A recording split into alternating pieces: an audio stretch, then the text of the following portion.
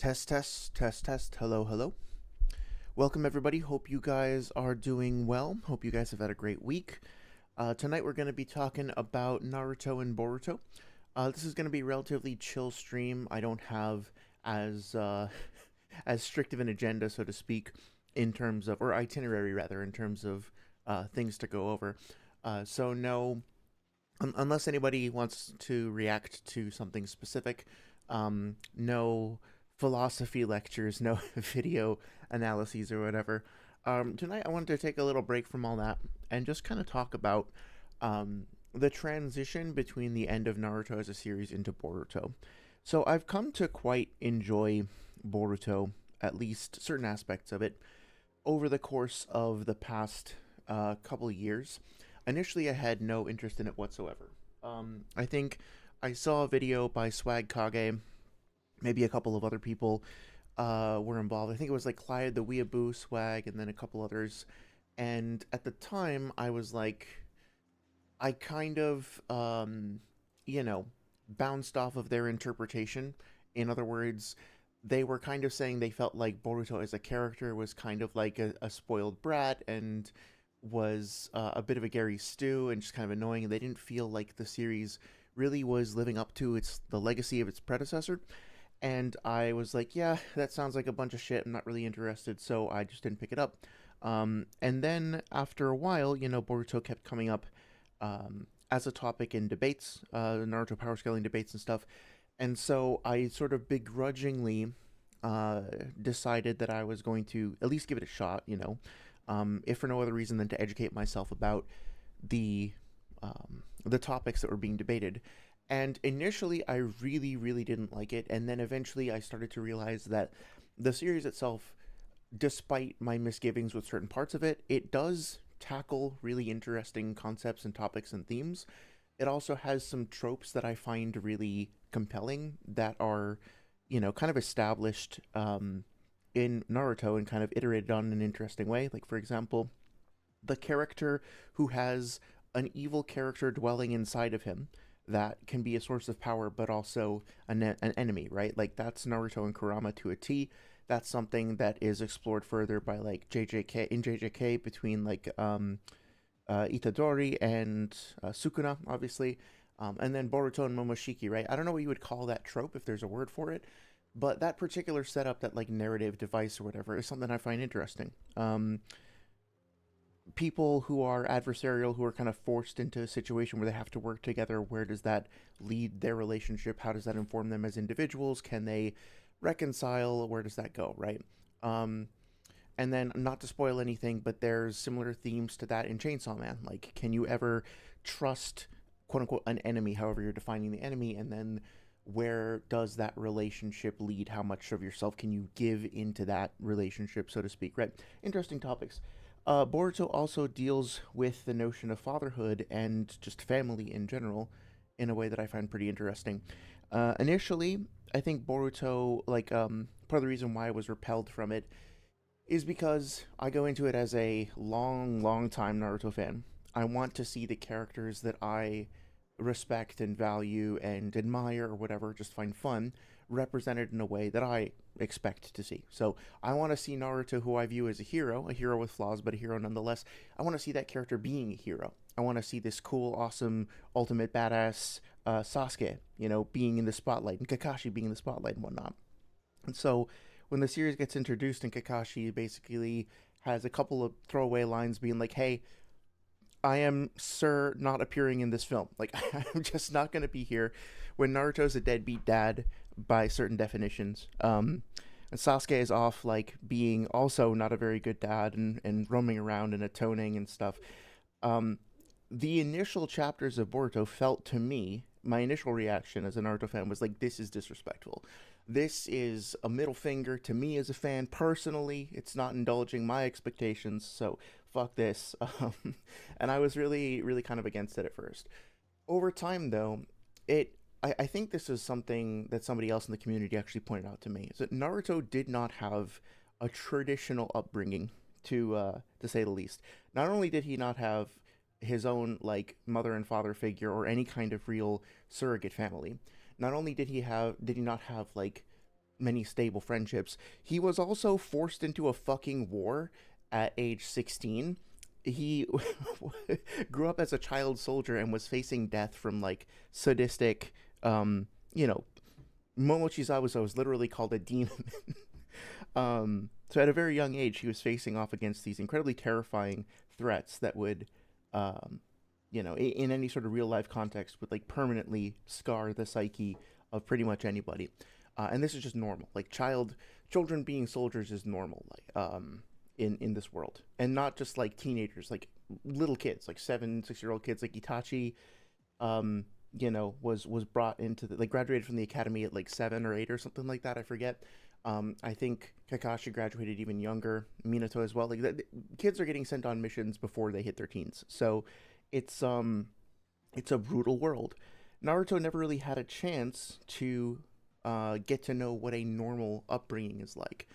So the fact that he, as a father, also would, if not maybe struggle isn't the right word, but like not exactly intuitively form attachments in the most direct way possible, right?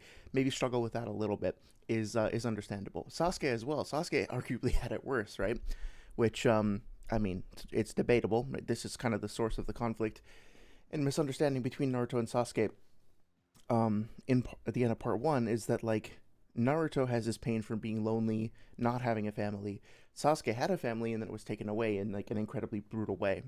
He did sort of reconnect with and reconcile with his brother, but all the deception, the gaslighting, the manipulation, the confusion that he must have suffered as an individual, like that shit will fuck with your head permanently, right? So these are people who, at the very least, have slight trust issues, let's just say. Despite that fact, they do try to find a way to integrate and to make families. Saria actually sent me a really interesting video that I apologize, I have not yet gotten to it. It's on my watch later list, and I really do want to. I want to watch it when I have time to actually sit down and give it my attention because it feels like it's a relatively somber topic, and I want to give it the attention it deserves without being distracted doing the dishes or whatever. Like I usually listen to stuff, right? But it's a video called like the importance of found family in Naruto. And yeah, you're dealing with a lot of different people who, for a variety of different reasons, whether it's like Iruka losing his parents, whether it's like Naruto while also losing his parents to the same basic source, Sasuke losing his family, people like Sai being brought up in, I don't know if you would consider the foundation a family. I suppose he had a brother, right? But all of these kids whose lives have been permanently altered, scarred, warped, whatever, by the constant warfare going on around them, I mean, that generational trauma is something that will naturally persist and be handed down to the next generation unless something interrupts it.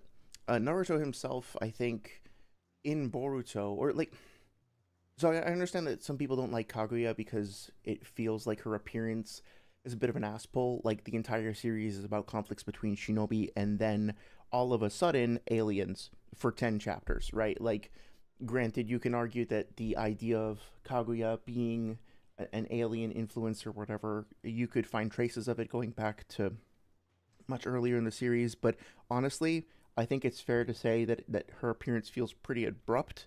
Um, to me, though, Naruto's conflict, right, like, especially ever since he confronted Pain, like the character Pain, he had to like part of his quest was to change the shinobi world to make it so that situations like Neji's the Hinata, not the Hinata, the Hyuga like family dynamic, that would be rewritten, and that like class warfare, if you want to call it that, between the two different parts of the clan, that would evaporate and no longer be the case. That shinobi wouldn't just be seen as tools and weapons to be disposed of and to have to kill their emotions, like his whole thing with Haku, that he would be able to redefine Nindo in his own way and allow for people to be humans while also fighting for the things that they believed in, and et cetera, et cetera. Inheriting the will of fire, carrying on the legacy and the morals of his parents and stuff. So, the idea of passing things on from generation to generation is obviously a strong theme. So that coming up in Boruto makes sense. But to get back to Kaguya, in order to resolve those conflicts, Naruto has to not just smash the shit out of them, because that's kind of what comes up in his fight with Pain, right? Is that his initial reaction is kind of immature. He's like, well, you're my enemy, so I'm going to smash you. I'm angry at you. You did the wrong thing, so I'm going to destroy you. And then Pain is like, well, that's what I'm doing to you already. So if you disagree with me, if you hate me, you can't really become me. Otherwise, you're just doing the same thing, right? Like, I, at least once I'm done this, I, Nagato, am going to break the cycle. But unless you're going to inherit that burden, unless you're going to assume like the karma for all of that, then you're not going to solve the problem just by smiting me down. And eventually, of course, Naruto wins Nagato over. He does accept his karma, and he does like inherit the burden of trying to break through the cycle. But in order to do that, he has to understand the cycle. He has to understand its origins, and so it's not just enough to know that, like, well, Nagato was in pain and he was taking his pain out on other people. It's not enough to know that, like, the shinobi have these political alliances and subterfuge and like personal gain and distrust and all that, and um, that they're infighting and their distrust leads to hatred and resentment. That's not enough. He has to examine and understand where all that comes from, and where it comes from is, it kinda is Kaguya, in that she's the person who introduces chakra to the world, and then obviously Hagoromo, teaching people ninshu, distributes it and makes it like more popular, more widely available, whatever. Of course, Madara would probably interject and say that the concept of people fighting and hating each other and engaging in the devastation of warfare far predates the existence of chakra, right? But chakra still does mark a turning point for the evolution of that sort of conflict, and so, and in a way, like the manifestations of conflict that come out of having chakra reveal a lot about the individuals who are fighting, about the places that they're from, the values of their countries and stuff, right? So, in order to confront the source, Naruto, at the very least, I think, had to go as far back as the source of chakra. He, at the very least, needed to talk to Hagoromo, if not outright fighting Kaguya. So I actually think that I just I distracted myself. I just noticed that Shino's little like, what do you call this? Like a lapel ornament or whatever is a little insect, like a scarab or something. That's actually really cute. It's a nice little design element. Um, but yeah, so I think I basically like came around to really liking Kaguya's inclusion.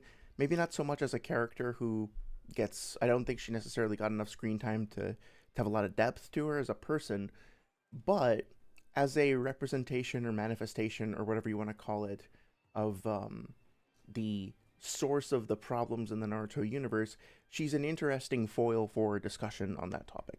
So, uh, I guess in the same way that I eventually wound up coming around on Kaguya, I kind of came around on Boruto, because although the delivery at first struck me as being a little awkward, I do feel like the themes that get discussed are interesting. That being said, I've been talking with the Zelda streams and everything for a little bit. I've been talking about how do video games set up their initial moments. Like, how do they establish their universe? How do they invite people in, equip them with the tools that they need to succeed? Blah blah blah. So I thought it would be interesting to take a look at the final chapter of Naruto and then go into the first chapter of Boruto. Obviously, we might take a look at Scarlet Spring as well, because that's technically like a Boruto manga. But specifically in like the primary material, this also marks like a more significant departure in the art as well. Let's see. Okay, yeah. So Scarlet Spring was story and art by Kishimoto, whereas Boruto supervisors Kishimoto, but the art is by Ikemoto and the script is by Kodachi. So, um, yeah, I like this bird. I like that. Oh, okay. So I don't know if this means anything. Probably not. But it is kind of interesting that like the three main characters here each have an animal associated with them. Boruto gets a cat. Mitsuki gets the little bird over here, and then Sarada gets a lizard, I guess. I don't know if that ever comes up later. It's kind of an interesting little framing device, so to speak. I wonder if there's any symbolism we're supposed to look into there.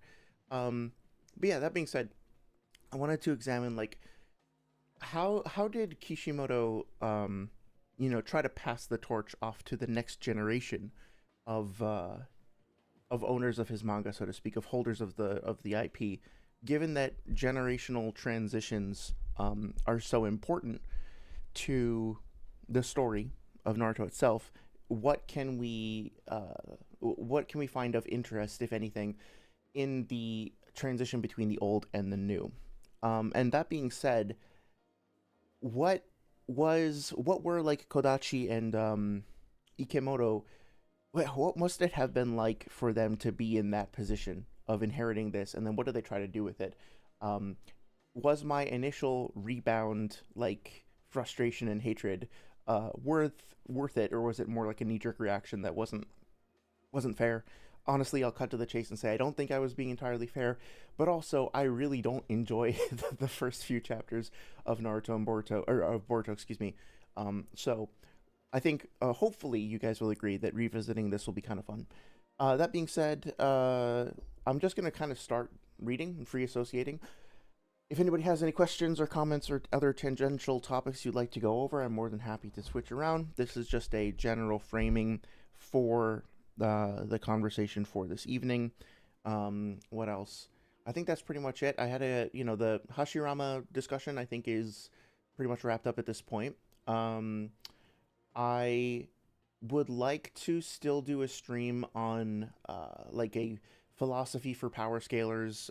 What I mean by that is there's a lot of terms that you will hear in debates come up, like stuff like modus ponens is one that's come up recently. Burden of proof, uh, reductio ad absurdum. Just trying to think of some more examples, right? Like the basic structure of arguments and stuff like that, things like that could be useful for people to understand when engaging in debates and stuff like that. I think it would be useful to have a stream where we talk about some of that stuff. Of course, I'm not an expert, but that's part of the reason why I want to do it, is to try to learn and make sure that I gotten certain things right. So, for example, argument from ignorance is relatively straightforward in principle.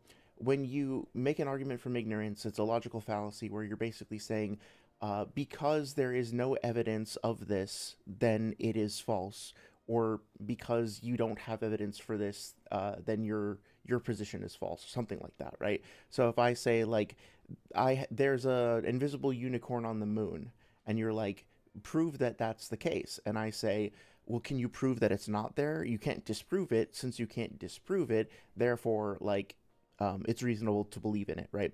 That's obviously fallacious. The fact that my opponent wasn't able to counter my claim doesn't mean that I myself have made any substantial claim myself.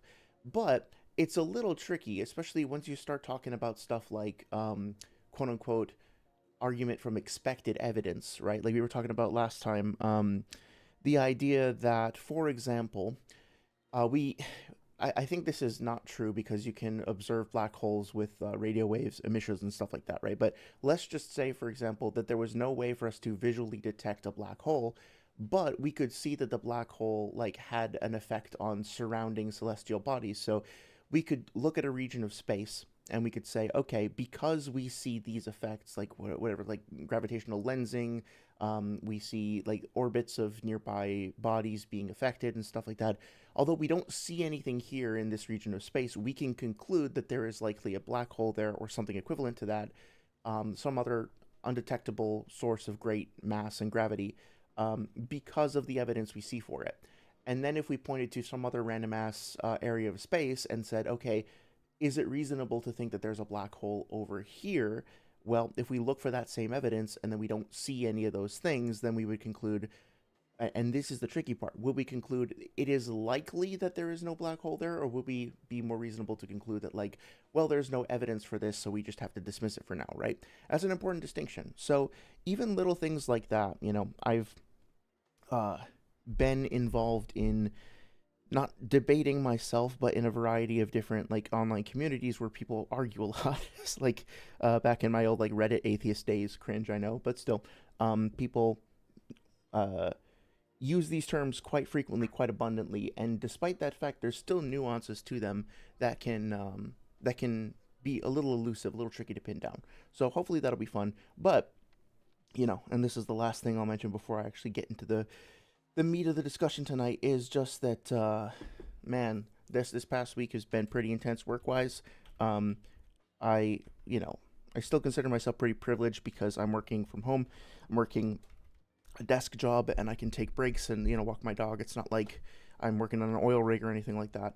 But at the same time, it's like we were told to expect overtime, and the specific phrase that we were given was death march. So, you know, um, we're managing just fine. It's only maybe a month and a half ish left, and it's going to be worth it when we're done, I think. But also, sometimes it's a little hard at the end of the day after that to be like, yeah, more computer time. Like, I really want to put together another fucking PowerPoint. But that is going to come in the next couple of weeks. I think next week we'll do that stream, and then more databook stuff. I am still working on the databook project. I got the analysis up here, coming along very slowly, of course, as I mentioned. But that is something I'm still working on, and hopefully I'll have a little Legend of Zelda related short. I started like sketching out a little what do you call it, a little script for that. So hopefully in the next month I'll have a bunch of more new stuff coming out. I think it was Auhert who left a very nice comment in regards to that. I appreciate the hype. I appreciate the support there. And then I think there's a couple of comments that I haven't responded to yet. I apologize. I'll do that after the stream. I appreciate the positive feedback and the engagement on the recent videos. It really does mean a lot. So with that being said, yeah, let's just get into it. Gonna start rambling, free associating about the end of Naruto, and just let me know what you think. Oh, hey, Saria, how's it going? It's good to see you. No worries, I'm getting kind of a slow start today, so no problem at all. Hope you're doing well. Hope you're having a good weekend. Oh, you're out with your telescope. That's awesome. Are you looking for anything in particular? Also, like, if you want to just go, like, I always appreciate you showing up, but if you want to just go and focus on that for this evening, we can always catch up after the fact. I appreciate all of the passionate responses you've been giving about um, the well, everything in the world, but also about the Avatar situation. I am hesitant to watch the footage because since it's leaked, like I've been working on games where things have been leaked, and it's very frustrating for the creative team when you're really waiting for that big reveal and then it gets undermined. So I might not participate in that, but I am genuinely really excited to see what they do with it. Sorry that the fighting game thing hasn't been working out. That is frustrating. I can't fucking believe that they didn't put Asami in the fighting game. Like, it doesn't make any goddamn sense. Or even Kuvira, like, she's not been included either, right? So it's reprehensible. But what are you gonna do? Yeah, I'd be curious. Are you just kind of doing like a general see what you can see session, so to speak, or are you looking for a specific astral body that you're hoping to photograph? Also, be curious if you have any thoughts on the whole Artemis thing. I didn't follow it as closely as I should have, but it was definitely a very exciting moment. And if you saw the footage of the phone call that they got, if you know what I'm talking about, that was also um, in a less scientific sense, that was also pretty entertaining. Saria says, I usually wait a while and like have snacks and drinks until the sun sets. I just set up super early in advance so my camera doesn't have to take so much time focusing and stuff. Oh, that makes a lot of sense. Yeah, that makes total sense. I might actually like to pick your brain about that at some point. I bought my partner, well, really my partner and myself, but I bought my partner for her birthday, and I just remembered a friend of mine is having a birthday. Let me write this down because I need to get them a present. Um, okay, so I got my partner this like decent, solid, but also entry level telescope, and it unfortunately just kind of wound up going into storage because we were moving at the time and shit like that. So first of all, I have to find it, but I would really, really like to get into astronomy more and spend more time stargazing and stuff like that. So I would love to get some tips from you in terms of like uh, logistics or whatever. But obviously, I have to find the fucking thing first. So I'll stay in touch. But yeah, I would love to see any photos that you managed to take if you want to show them off. I also wanted to shout out Salads and Bolts. So one second here before we get started. So Salads and Bolts, aka Miss And, if you are not familiar with her work, she's a community member who has this amazing website called Cultural Context. I don't want to speak for her, but I think if I understand correctly, she's living in Japan and she is a student of translation and culture. I think she says so in her bio as well. Um, and she specifically has done a lot of work on not power scaling, excuse me, on analyzing and comparing Boruto and Naruto and their translations and trying to provide context on a lot of the language that folks might not be aware of, the cultural context for it, the symbolism and imagery associated with certain things that might be lost on a Western audience. Her analysis is really, really great and on point. And so I commissioned her to help me with some translations, or rather to, to perform the translation analysis. I didn't really contribute anything beyond the initial request, but I commissioned her to do an analysis of some stuff from the Boruto movie novel. And I was kind of expecting, something along the lines of the translations that I got for Kirin and all that, and for Haku's Ice Mirrors. But man, she went so far above and beyond.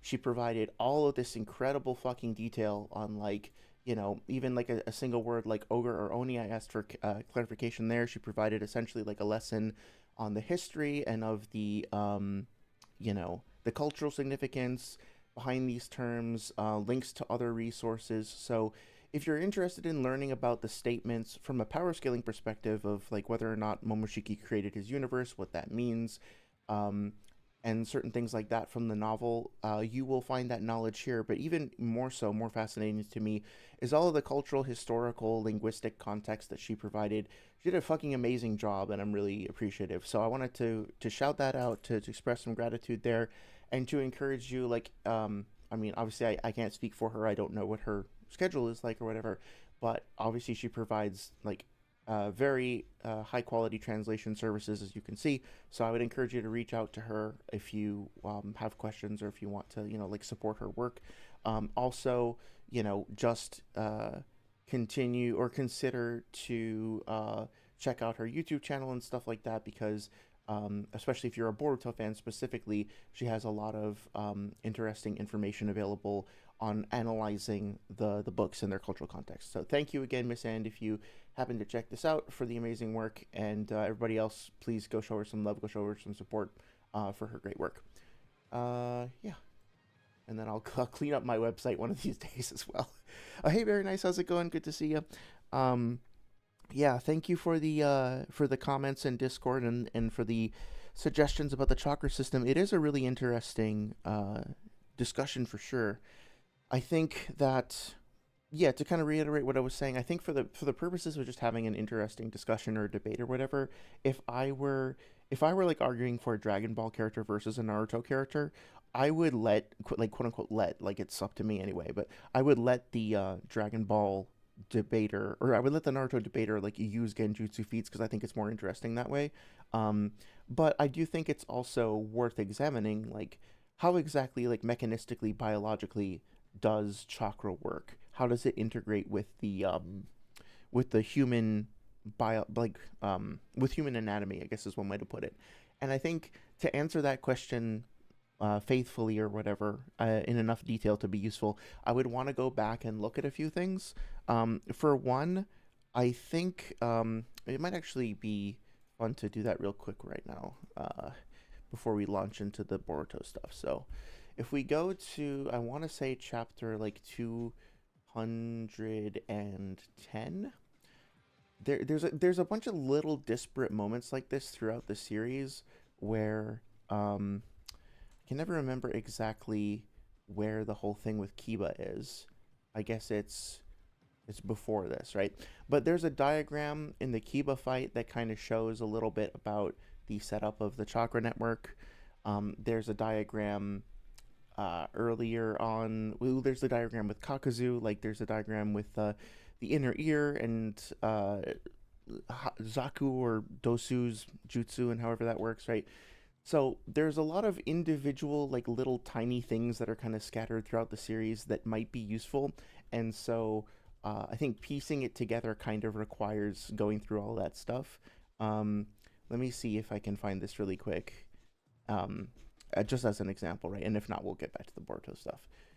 Yeah, so it should be, I think, right before this. Of course, you have like three fights kind of weaving in and out, like George Lucas style, right? The ending multiplication effect, in effect. But let's see. Yeah, so there's this thing from chapter 204. What does Ukana Sakon say? You know that the Kerakuke through which chakra flows is entwined deeply within each internal organ, don't you?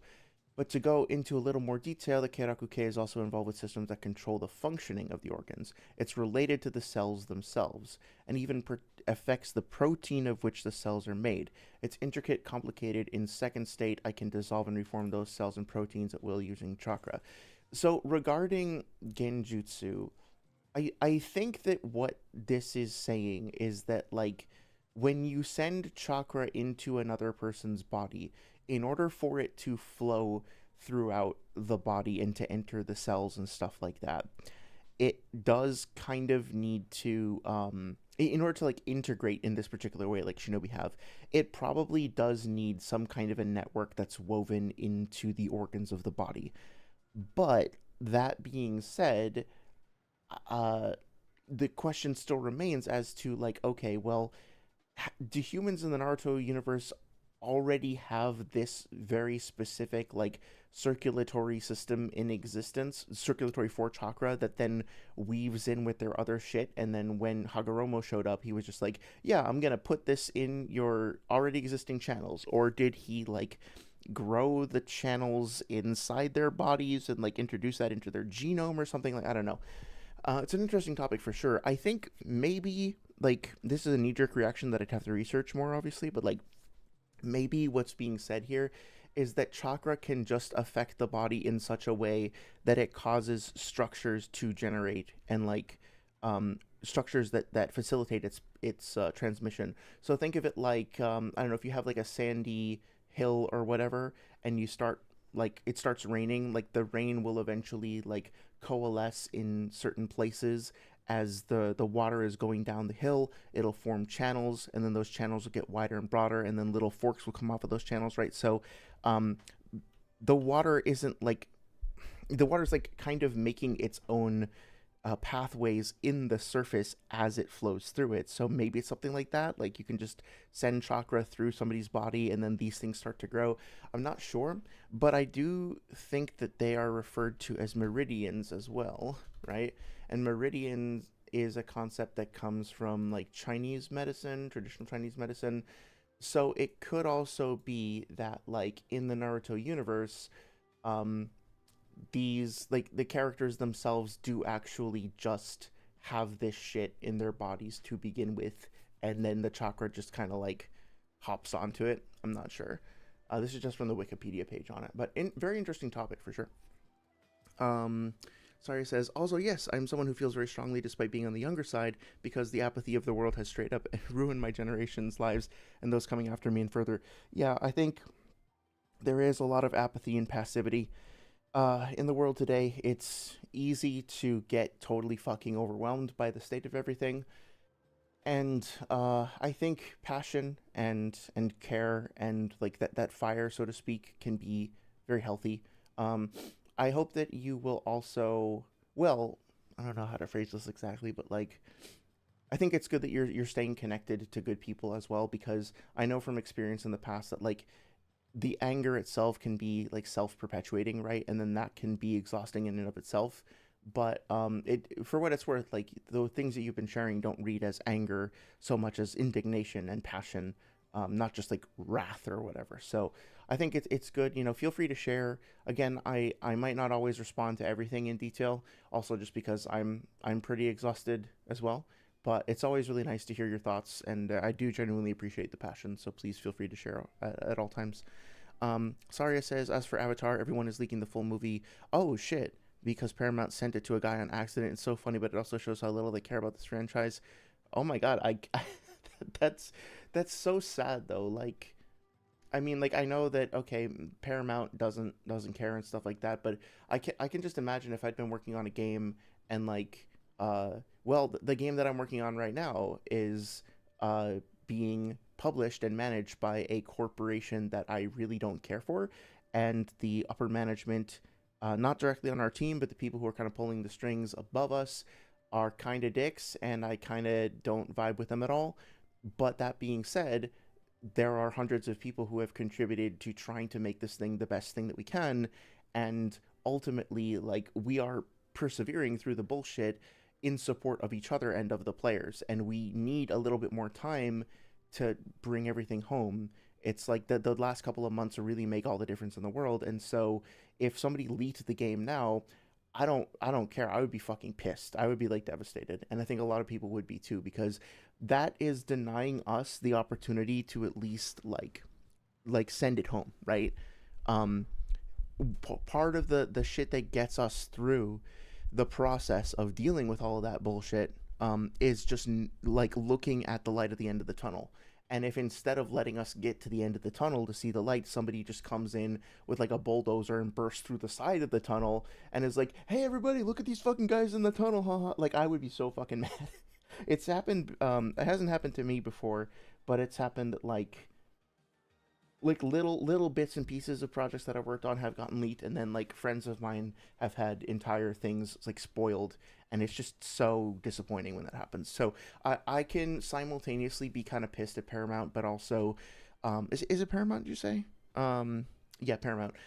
But also like feel bad or like sympathize with the creative team. Hopefully it's well received for their sake. Hopefully they don't get shit on just because the company that runs things mismanages things so egregiously. Um, what is CQFD? I'm curious about that. I don't know that acronym, unfortunately. Ursa says I recommend reading Boruto's explanation of the Ten Tails and Otsutsuki. Yeah, yeah, absolutely. I went over that stuff for the videos that I did on Universal Naruto because I wanted to understand like the additional lore and context for that. Um, I would argue that it demonstrates humans already had the channels because otherwise the Otsutsuki can't drain chakra from the earth.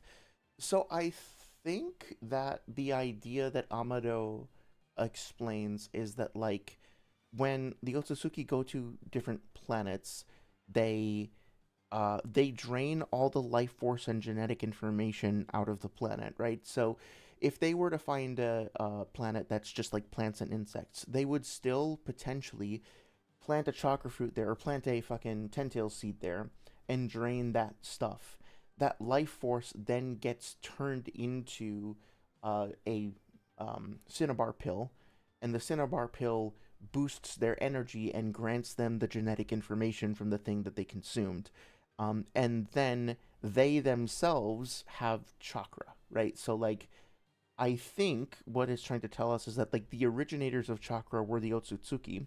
So, when Kaguya and Ishiki came to the planet and they planted the seed sucked up all the energy from from the earth.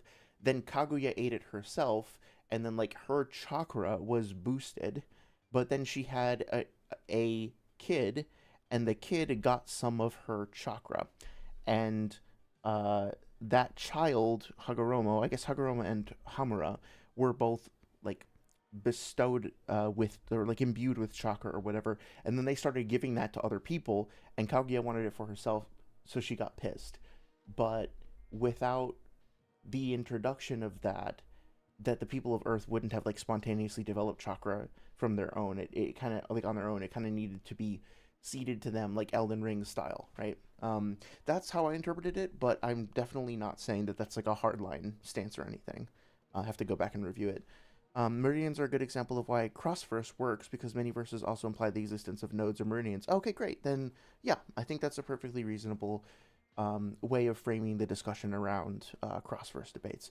Honestly, like, if I were to engage in cross-verse stuff more, I would probably want to learn. I think that's a situation in which calcs can be very useful because given all of the nuances in like the arbitrary um, design of different power systems, more so even so than like internal conversations about like inverse stuff. I think you would benefit, like you collectively would benefit from just having access to more metrics that could be like as objective as possible in terms of comparing the verses, right? So like um durability is a good example of that. Trying to think of a better, like, of a metaphor or something, but yeah, like hopefully that makes sense. It's like it's one of those things that, since like key and hockey and I guess is it devil fruits or what? I don't fucking know anything about One Piece, but like um Nem and cursed energy, like all of these things have their own quirks and may or may not conform to the same like physical rules of energy transmission or whatever. So finding ways to quantify things to make discussions fairer and more compelling, I think is very important. And in theory, that's what the purpose of something like a tiering system is, right? Like the idea for putting things into different tiers in the first place is to try to make for fair and compelling competitions. But yeah, let's see. In addition to the fact that this is the chakra networks assist in controlling organ function and cell function, implies that biological energy stamina isn't the same as unmolded chakra. Um, yeah, let me think about that for a second.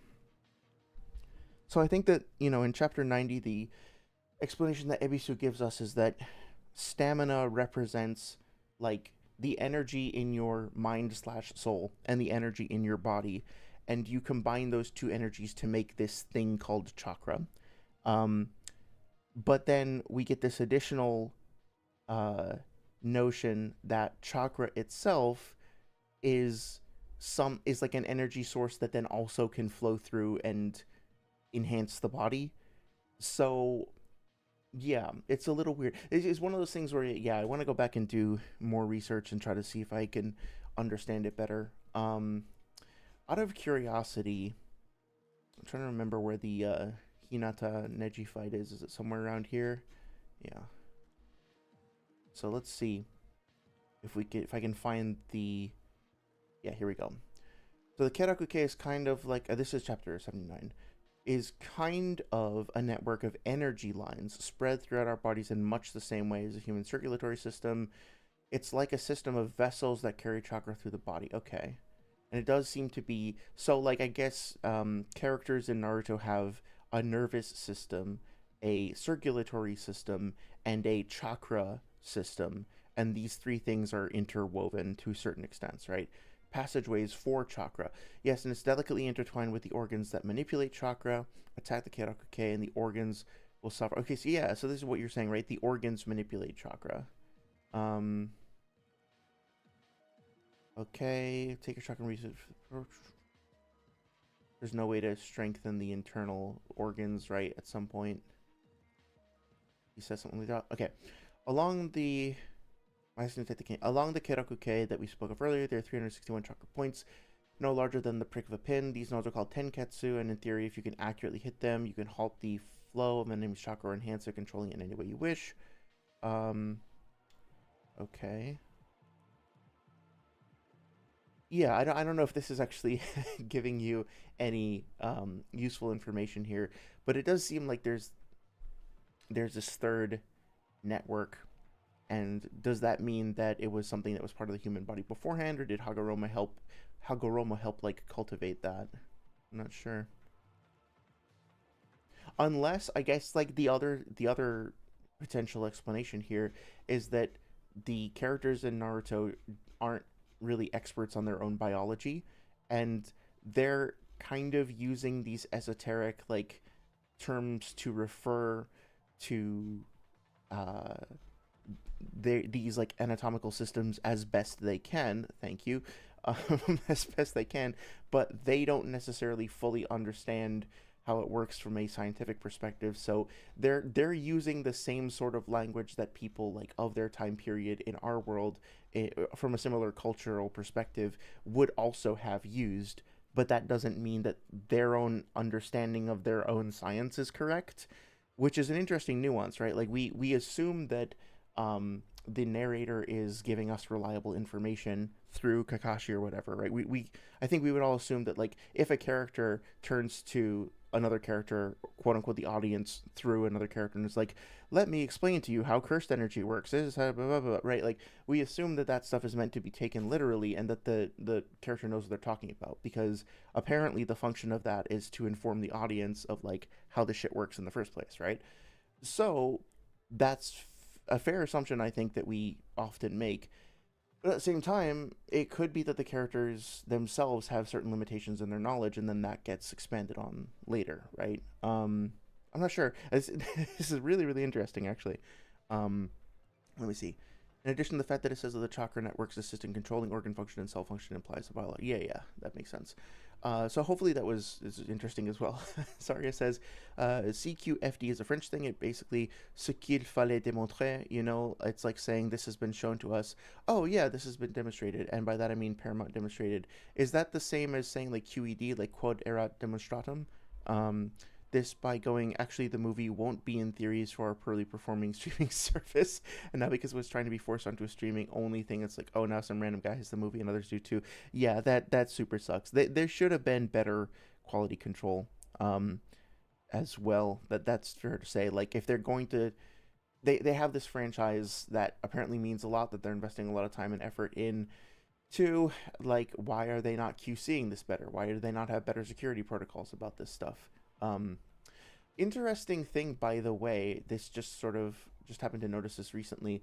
So the red cross here, a lot of times, especially in earlier video games, you would see a red cross or similar symbol used in video games for as a shorthand for like healing kits or whatever. Like if you see something with a red cross on it, go to it because it will heal you, especially if it has like a white background. But apparently that's this is a like registered trademark, or this is like a very specific symbol that corresponds to a real world organization, and they do not want it to be used in video games. Like they it's like a big deal. So there's been a push to remove this imagery, at least in, you know, like I don't know how ubiquitous it is worldwide, but certainly in games developed in America, like you won't really see this imagery anymore. So it's kind of funny to me that they're both using this, but then also like he has more of a Christian adjacent looking cross. Like this looks more like a crucifix, right? So I wonder why they chose to use that particular imagery. I don't think we really see a crucifix symbol uh, employed anywhere else uh, in Naruto that I can think of. But of course, this is me kind of projecting my own Western perspective. Like maybe this particular symbol doesn't mean the same thing in in Japan than it does to me. Who knows, right? Not I. Just going for the movie won't actually be in theaters. So yeah. Very Nice says, or Ursa says, I think chakra wasn't literally given out like candy, but instead taught about. Oh, so you think it was like kind of an awakening? Like they had this potential in them, and Hagoromo was like, oh yeah, by the way, you have these channels in you. They're not really being used for anything right now. Let me put some chakra in them, and hey, now you can. I'll teach you how to make your own as well. That could be. Um, as for crossroads metrics, I use the tiers without the jewel numbers because I find that their values ignore how variable it is in fiction to destroy objects. Weighing it in terms of class helps. Yeah, that makes sense. I think the only thing that this was like really confusing to me when I started off, like getting into this stuff, was that you know, listening to other people debate, like Swaikage and Noodles debate, people would throw out terms like island level, country level, multi-continental, etc., and it kind of felt like everybody already knew what those terms meant and kind of agreed on it. But coming into it being like, seriously, do you guys actually think that a Biju bomb has ever been demonstrated to destroy the area of like multiple continents? Like what fucking continents are you referring to? Because they had to be pretty fucking small continents if one of these like regular standard ass Jinchuriki Biju bombs is wiping out an entire continent, right? So I think it's it can be a little bit of a learning curve for sure for people who are new to this stuff, to get on board with some of the terms. But in theory, I think that they can be very useful. They can be a positive thing if they're used to try to create like an even playing field, if that makes sense. Hey Michael, how's it going? Thank you so much for stopping by and checking out the stream. I feel like I recognize your PFP. I think I recognize your username. Did we bump into each other before on stream, or maybe on like one of Abstract streams or something like that. Anyway, it's good to see you. Hope you're doing well. Saria says, I'm just baffled that they sent the full movie to a random guy via the wrong email. How the fuck do you pull that off? I mean, it reminds me of like, didn't Hegseth or something like wind up accidentally leaking like some high class like classified secret military intelligence because he was just texting somebody and he was just like, yeah, here's where these aircraft are going to be deployed in this particular location. It's just like the level of incompetence. Look, I've kind of come to believe at this point that nobody knows what the fuck they're doing ever. Like myself included. We are very silly creatures, human beings, and I think we've kind of advanced at a rate that has outpaced our own ability to keep up with those advancements. And like the fact that we have robots delivering Chipotle and crashing into each other and causing like traffic jams, or like entire squadrons of fucking self-driving cars like driving in circles around each other like some bizarre, like like robot mourning ritual. Mourning as in like grieving, not morning AM. Is kind of proof of that. I think we're in a very interesting time, that's for sure. Saria says, that's literally meme material. Yeah, exactly. Michael says that's hilarious. Yeah. Michael says, I think a lot of Bijou Bomb calcs rely on planet curvature to argue for larger DC, even if it doesn't have to be actual curvature of the planet as opposed to a style choice. Yeah, that makes sense. I think I remember. Well, I know Acolyte's Epilogue, aka Doctor Strangle, has done a like tried to go through and look at all of the like a whole bunch of different uh, scenes in Naruto where the curvature of the earth is shown in the background and to like superimpose them to get a sense of how big the Bijou bombs are. So I think that, yeah, we've probably talked about this before, but Kishimoto is a big fan of cinema, and he likes using effects like fisheye lens and stuff in his work. There's like the perfect example. I never remember what fucking chapter this is from. I think 590 or something. But the scene in the fight between Sasuke and Itachi versus Kabuto. There's that scene where okay, so I guess it's right before this, where they like look into each other's eyes to break free of the genjutsu, and we can see that they both have like this weird visual effect, and I'm pretty sure that that's like literally just Kishimoto wanted to do a fisheye lens effect. So we have to be aware of, first of all, the fact that manga artists aren't necessarily committed to drawing everything consistently panel to panel, like with perfect like mathematical accuracy. They're also not necessarily aware of all of the you know precise measurements or calculations for earth curvature and stuff like that. So I think if you're going to, if you have a data set of like multiple potential images of the curvature of the earth, it makes sense to try to look at them from multiple perspectives to potentially control for like those variations, like get an average or something like that. Right? Yeah, like so when Itachi's eye looks like this is chapter 585. This is not Itachi's eye like getting larger and bulging out of his head, right? This is clearly a camera angle fisheye lens kind of effect, like you'll see in skateboard videos and shit like that. So Kishimoto likes doing that shit a lot, which is great for like the series itself having a cinematic flair and appeal, but also means that it's not exactly designed to bespoke for us to just plug and play with our power scaling calcs. Something to be aware of. Oh yeah, I think you said sorry. You said you think you saw me on Abstract channel. English is really hard sometimes. I don't know what the fuck. But yeah, Abstract super cool. Shout out to Abstract. I have queued up the video Abstract on Lightspeed, or was it like Durability, Kunai, and Truth, or something like that, or Lightspeed and Truth that you recommended. That's on my watch later. I cracked into it, but haven't gotten all the way through it yet. But I am genuinely looking forward to that. Shout out to Abstract. That dude's so nice. So encouraging and friendly. We need more of that shit in the community, for sure. So I really appreciate all the positive encouragement and feedback and stuff like that he gives. Check out his stream for sure if you haven't. I mean, I think everybody here, Ursa definitely knows about him. But yeah, big shout out to Abstract. Let's see. Michael says using yeah, okay. Sorry, I said what it wait, is your avatar fucking Hook with the straw hat? Um looks like it. Yeah, it's kind of hard to tell. I thought it was a One Piece thing, yeah. Michael Dorsey says, "Yeah, I saw this frame while watching Peter Pan and knew it needed to be done." Cool, cool, cool. I mean, I was just thinking about that. I was walking around the house like cleaning the other day, and I started randomly humming like the theme from Hook, the movie, which I hadn't thought about in years, and it's like, oh shit, this is random burst of nostalgia. I'll have to go back and um, fucking rewatch that sometime soon. I've been on a little bit of a nostalgia kick anyway. Watch the 8-minute video of Naruto being bullet level and stream and react to its implications. Yeah, we could do that. That sounds good. Tell you what, I want to make sure that I go over the Boruto stuff that I mentioned in the thumbnail. But sometimes what I'll do is like I'll do what I call like a mixtape, right? Where I'll just go over like a bunch of different arguments that don't necessarily fit into their own full on uh like 5 hour long whinging session. So let me see. Topics. I'm making a little sticky note here. 8-minute video Naruto being bullet level. Yeah, I would be happy to. That's the one by Abstract, you mean, right?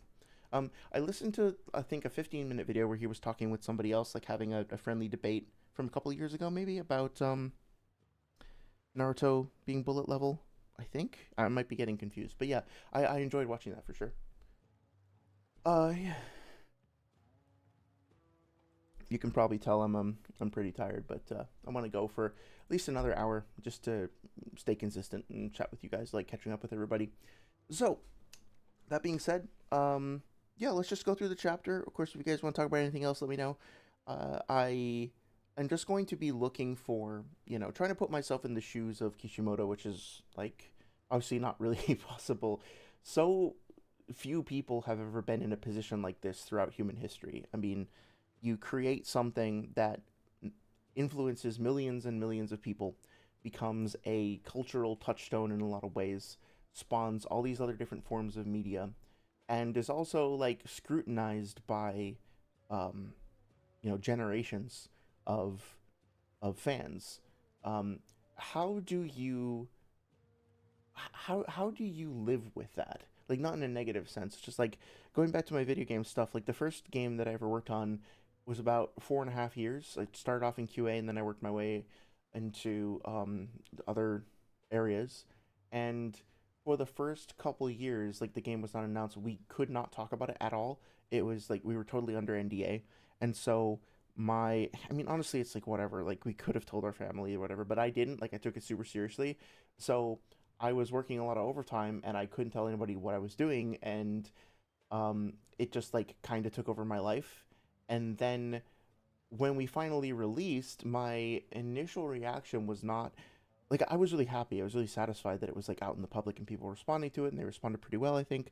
But at the same time, I got like really depressed for a while because it was like I didn't know what to do with myself anymore. I had structured my whole like so much of my life and given so much of myself to this project that I didn't understand what I was supposed to do next. Like I came to work and they were like, "We don't have anything for you to do, dude. We just shipped. Like just chill, like, play games or something, or go home."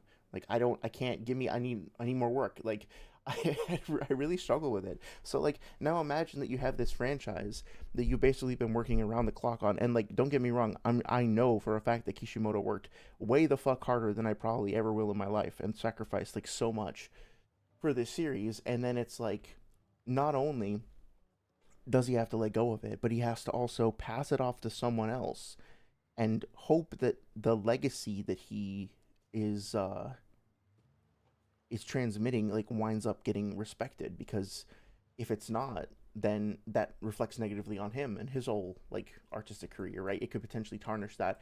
And then think about like the position that Kodachi and Ikemoto must be in, right? Like having that pressure, like everything they do, millions of people are going to be looking at it and be like immediately are going to be like, fuck this is not my Naruto. Like no matter what they do with it, people are going to be fucking pissed, right? So like it's a really unique just like moment in human history. Really fascinating to me. um let's see. Michael says Hook did Peter Pan in live action better than Disney did. Oh my god, dude. Yeah, the whole like Disney remake thing. I actually started working on a script where I was basically um so I didn't really watch Lilo and Stitch as a kid, but I watched it recently as an adult and then fell in love with it, and then I watched the remake and it ruined my life. And so not literally, but like God, it's so bad, it's so frustrating. I actually think that the Lion King 2019 live action remake is maybe the worst piece of cinema, um like one of the worst pieces of cinema to exist, period, for a variety of reasons I won't get into now. So I am fascinated by those movies as well as just like pieces of um, I don't know, modern slop. I guess is the word that people are using these days, right? Um, and so I started working on a script like comparing the opening of Lilo and Stitch, the remake, to the original. And the more time I spent with it, the more I realized like, oh my god, they really had no fucking idea what they were doing with the remake. Like they didn't understand it at all. Like completely. They were on another planet. Like not pun not intended. Um, and going but it also like helps me much more deeply appreciate the original, and it's, if not genius, then extremely competent and extremely efficient method of storytelling, which I mean, like, if you don't understand it, just copy it, right? Like, the people working on the remakes, if you guys can't figure it out yourself, it's okay. It can be hard to just literally just copy things frame by frame, and just make it 3D, or like render it in CGI if you have to, and you'll be doing yourselves a much better service as well as your audience. Yeah, thank you to all the Disney executives listening to my stream. You're welcome for the peer review.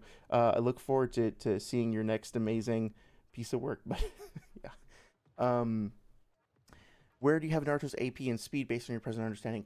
Um, so I think like Ursa and I have talked about this as well, and I I think Ursa's take is pretty good. I would defer you to her. I will just say, oh, by the way, Ursa, are you do you prefer she her pronouns? I just wanted to double check. But yeah, I don't know. I so here's the thing. I think that characters in Naruto don't get to light speed demonstrably.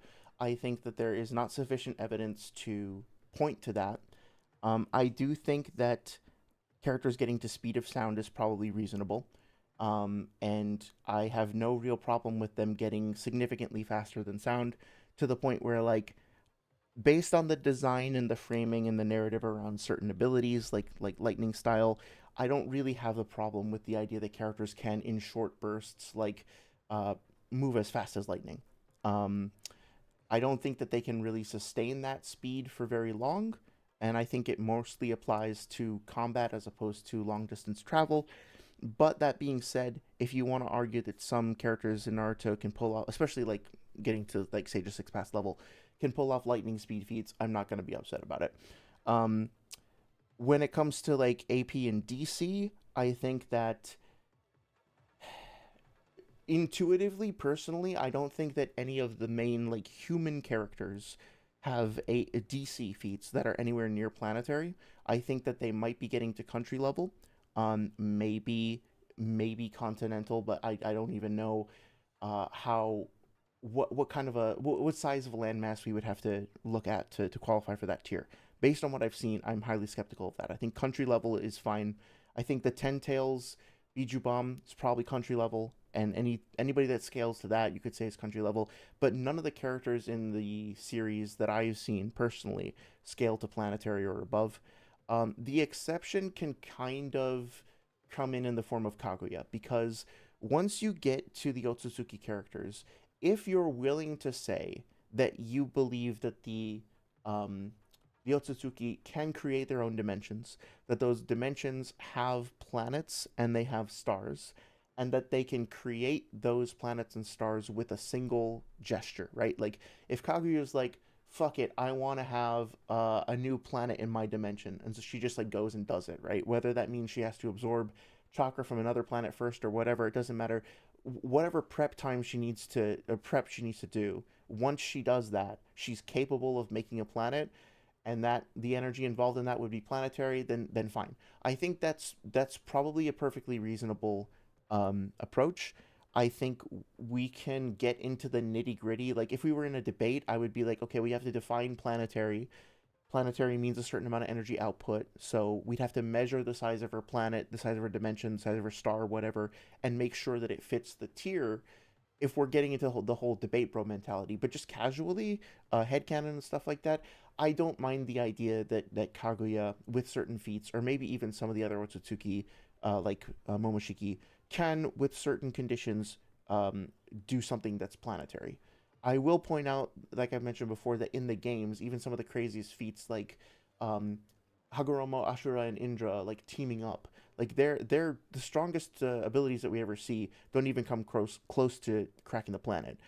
But at the same time, like in the main series, I think it would be more controversial to say that Kaguya wouldn't have destroyed that planet she was on with her ETSO.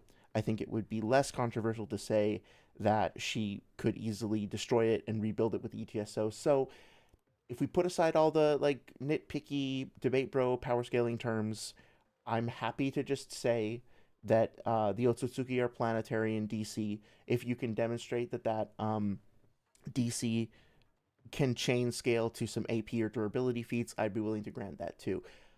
Maybe if you catch me in a good mood, I'd also be willing to go up to small star level. If again we assume that the star in Kaguya's dimension was made by her, and basically following all the same stuff that I just said about planetary. Maybe. The thing is, and like, if anybody comes to that conclusion based on their own headcanon or personal interpretation, I'm not going to argue with you. That's fine. When it comes to debating, though, again, we have to introduce the concept of like, well, how big is that star? How did she create it exactly? How much energy did it take? What? So it depends. And these days, I'm actually like leaning more towards casual interpretations because they're more fun and more nuanced. I thought that power scaling and that debating and stuff like that was supposed to help us get the most in-depth, nuanced, and accurate interpretations of things, but I've actually found that personal interpretations and creative, like literature-based interpretations, so to speak, tend to be more creative and more nuanced, and that like the what I've just seen from the community is that the power scaling mentality forces people to pigeonhole and railroad their arguments to the detriment of the nuance and the context. So that was a whole big fucking word salad. I acknowledge it's sort of complicated, but to summarize all that, if you want to say that Naruto characters are up to planetary for headcanon purposes, I'm totally fine with that. I'm not going to argue with you. If you want to say that maybe some of the Otsutsuki are small star level, I don't agree with that, but I think it's okay if you want to believe that. I don't think that you can prove that stuff for power scaling or in a debate, so I don't think it's reasonable. It's a reasonable stance for debating. But I wouldn't go higher than that. I wouldn't go higher than like whatever the equivalent of small star plus small planet would be. What do you think? um, Michael Dorsey says, hot take, but live action Jungle Book is better than the original, though not necessarily good. I've heard good things about that. That's the one with like Christopher Walken as uh is it King Louis and Tom Hanks as the bear. Um I still need to see that. I've heard good things. It seems like it could be a lot of fun actually. Pain's 5 second cooldown doesn't have to cap Naruto's combat speed, but I would absolutely cite that whenever people insist that Naruto has to be light speed by that point.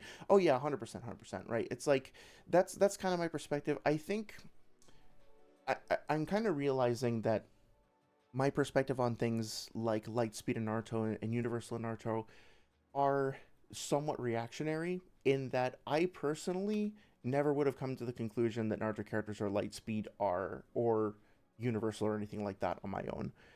Which doesn't mean that I'm right or anybody else is wrong, but it's like I never got that impression at all remotely from the series itself. So when I heard other people seeming to have a consensus about this stuff, I had to go and try to reconcile that, being like, okay, well, where are these arguments coming from? Is there any? Oh, Bill Murray was blue. Yeah, you're right. You're right. My bad. Just shows you how deep my celebrity knowledge is, or isn't rather. But yeah, that's a good point. I need to go back and check this shit out for sure. But yeah, so like going through the series, I didn't find anything remotely like that. So I was fascinated, like, how do people come to those conclusions? And, you know, honestly, a lot of it is coming from misinterpretations, misunderstandings about the data books.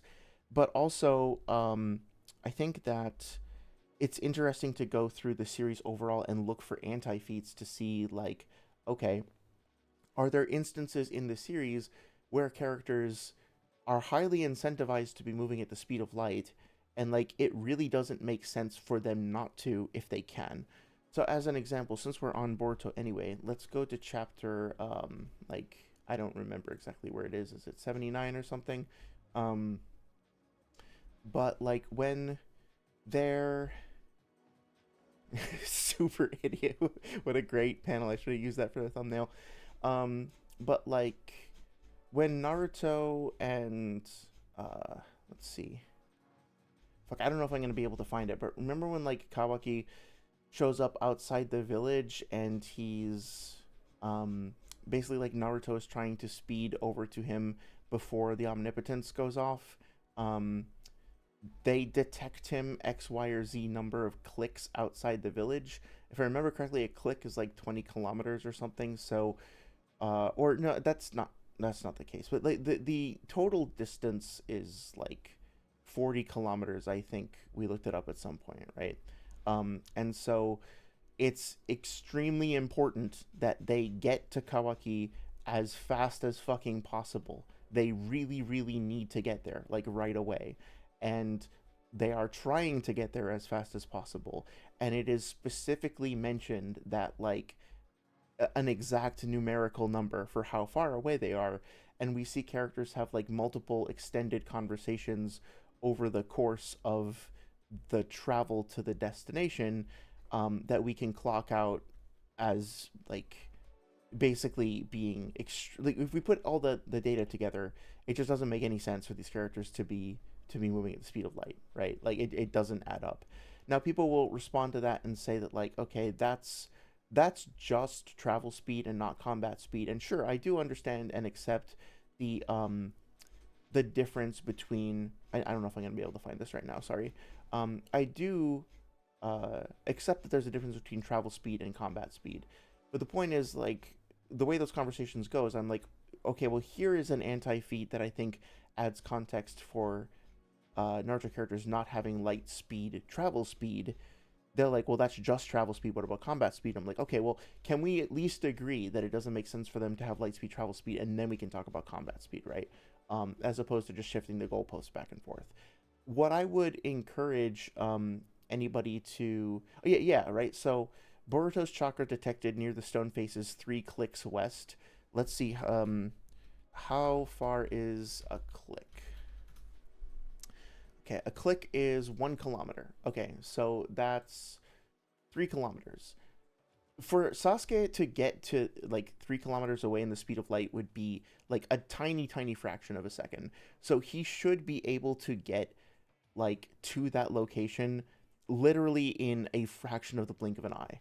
There's no reason why if Sasuke can travel at the speed of light that he wouldn't be able to unless we're putting they wouldn't be able to get there like in less than a second, right? At the very least in less than a second. Unless he can't move at speed of light for travel.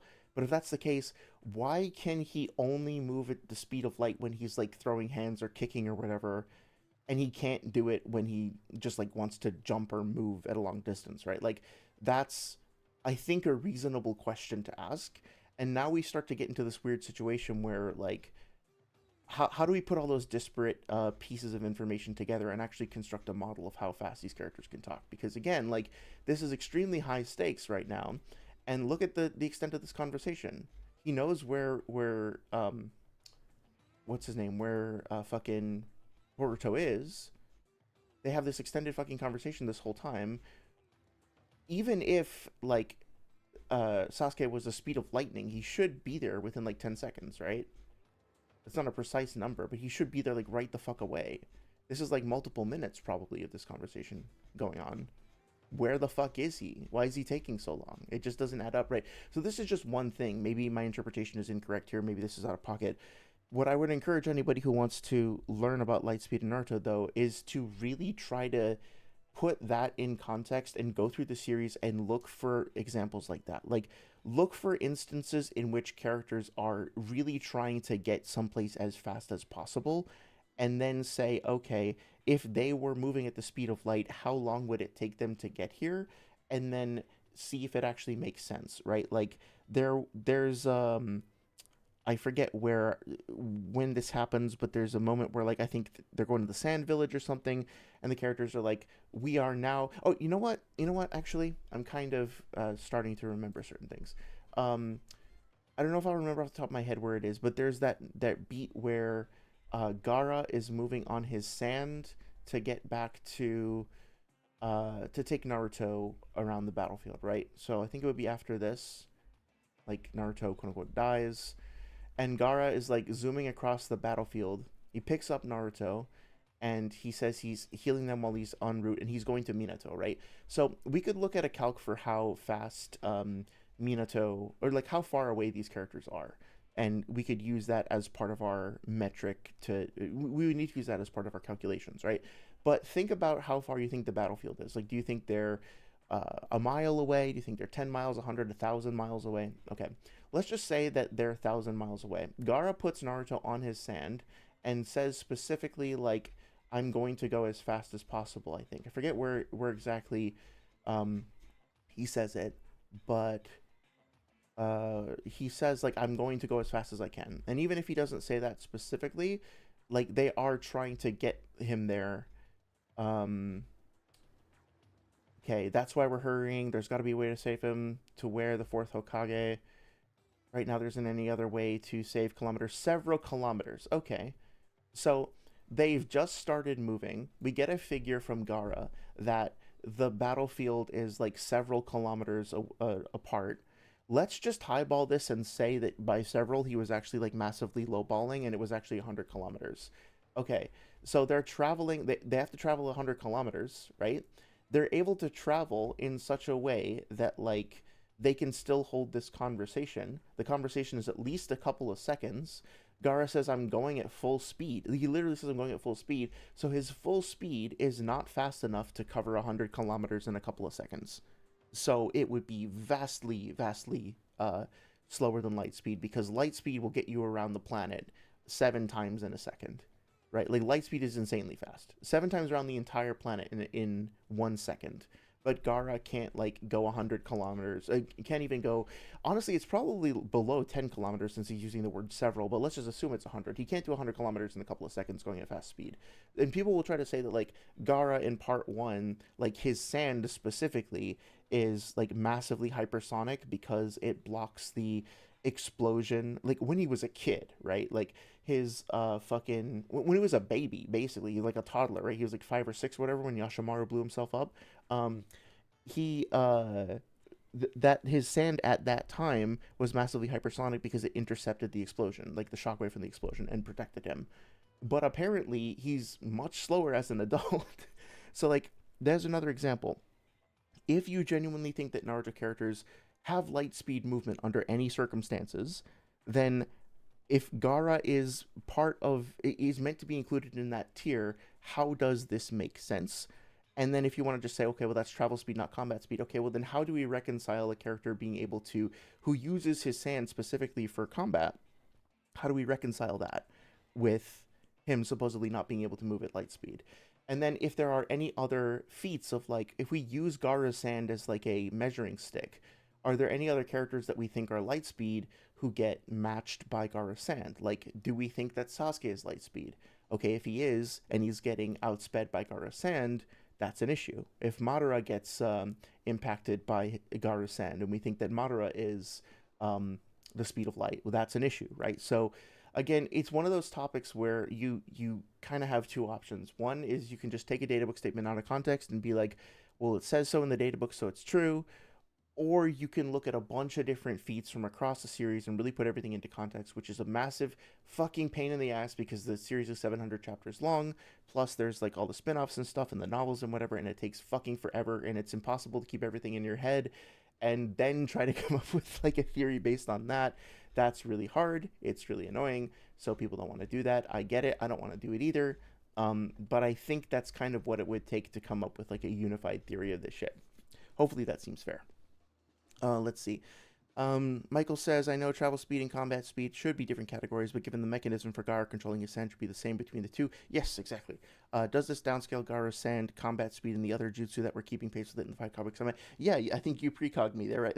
You got to the where I was trying to go with that. That yeah, like that's what I would say, right? Like if you want to learn more about Lightspeed and Naruto, go through the series and just look for instances where characters are explicitly moving as fast as possible and consider the implications of whether or not like how far do you think they're moving. If they're moving as fast as possible and if they're moving at the speed of light, then what is that distance, right? This is something like, not to pick on Sage again, but like this is something that came up in Sage's geography video. Is it like he made the point that characters in Naruto from his perspective can move at the speed of light.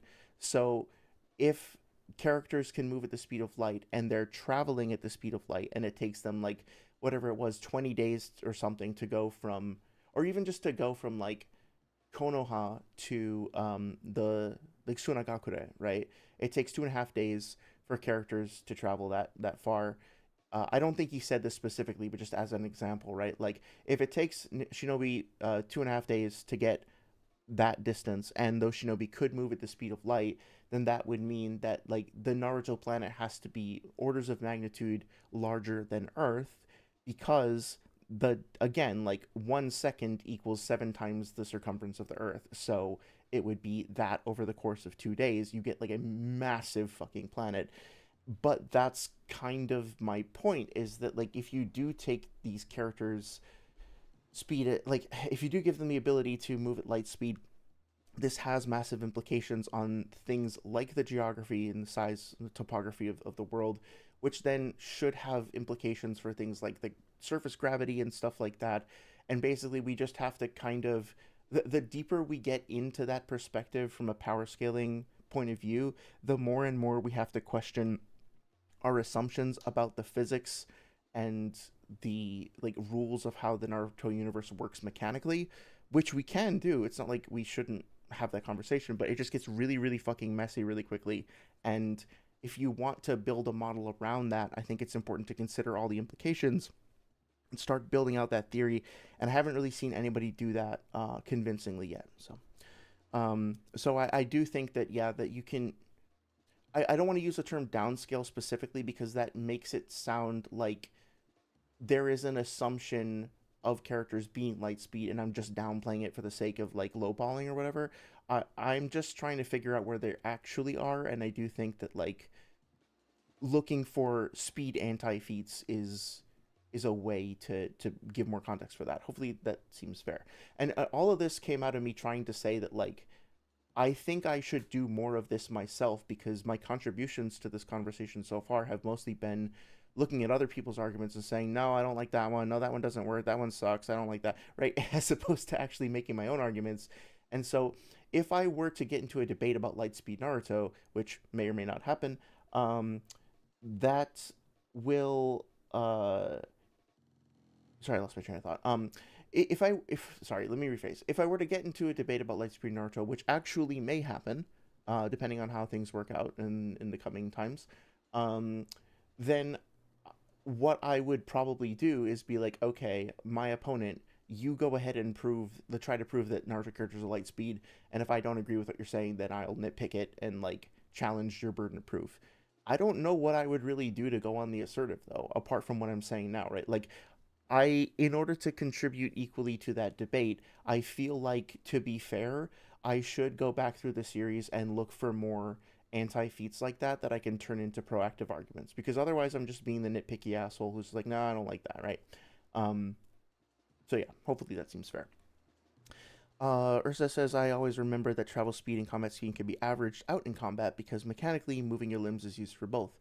Yeah, I think in Naruto that actually works quite nicely. There are exceptions, like characters who can fly, including Garu Sand, and Onoki and the Otsutsuki and stuff like that. Like that might be a bit different, but for anybody who can't fly or like move with 6 degrees of freedom through some other means, I think that yeah, characters are always propelling themselves by pressing off against the ground, or maybe by pulling themselves, like Sasuke with his snake arms or whatever, right? But like you're interacting with like physical pressure against something and launching off of it, and that's going to be determined by like look, if you can kick fast enough that it will accelerate your entire body to move at the speed of light, I don't see why you also couldn't just kick at the speed of light.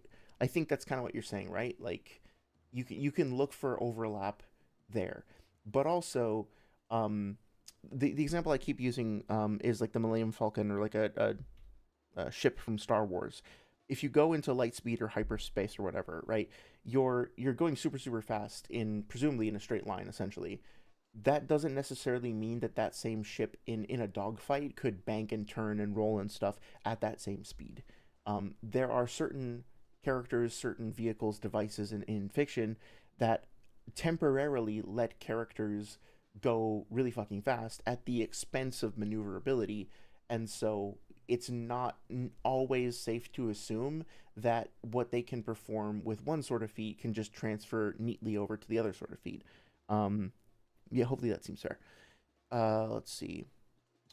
Michael Dorsey says Sage does know that you don't have to travel at your top speed over long distances, right? Or that the path isn't linear, or that they would take rests.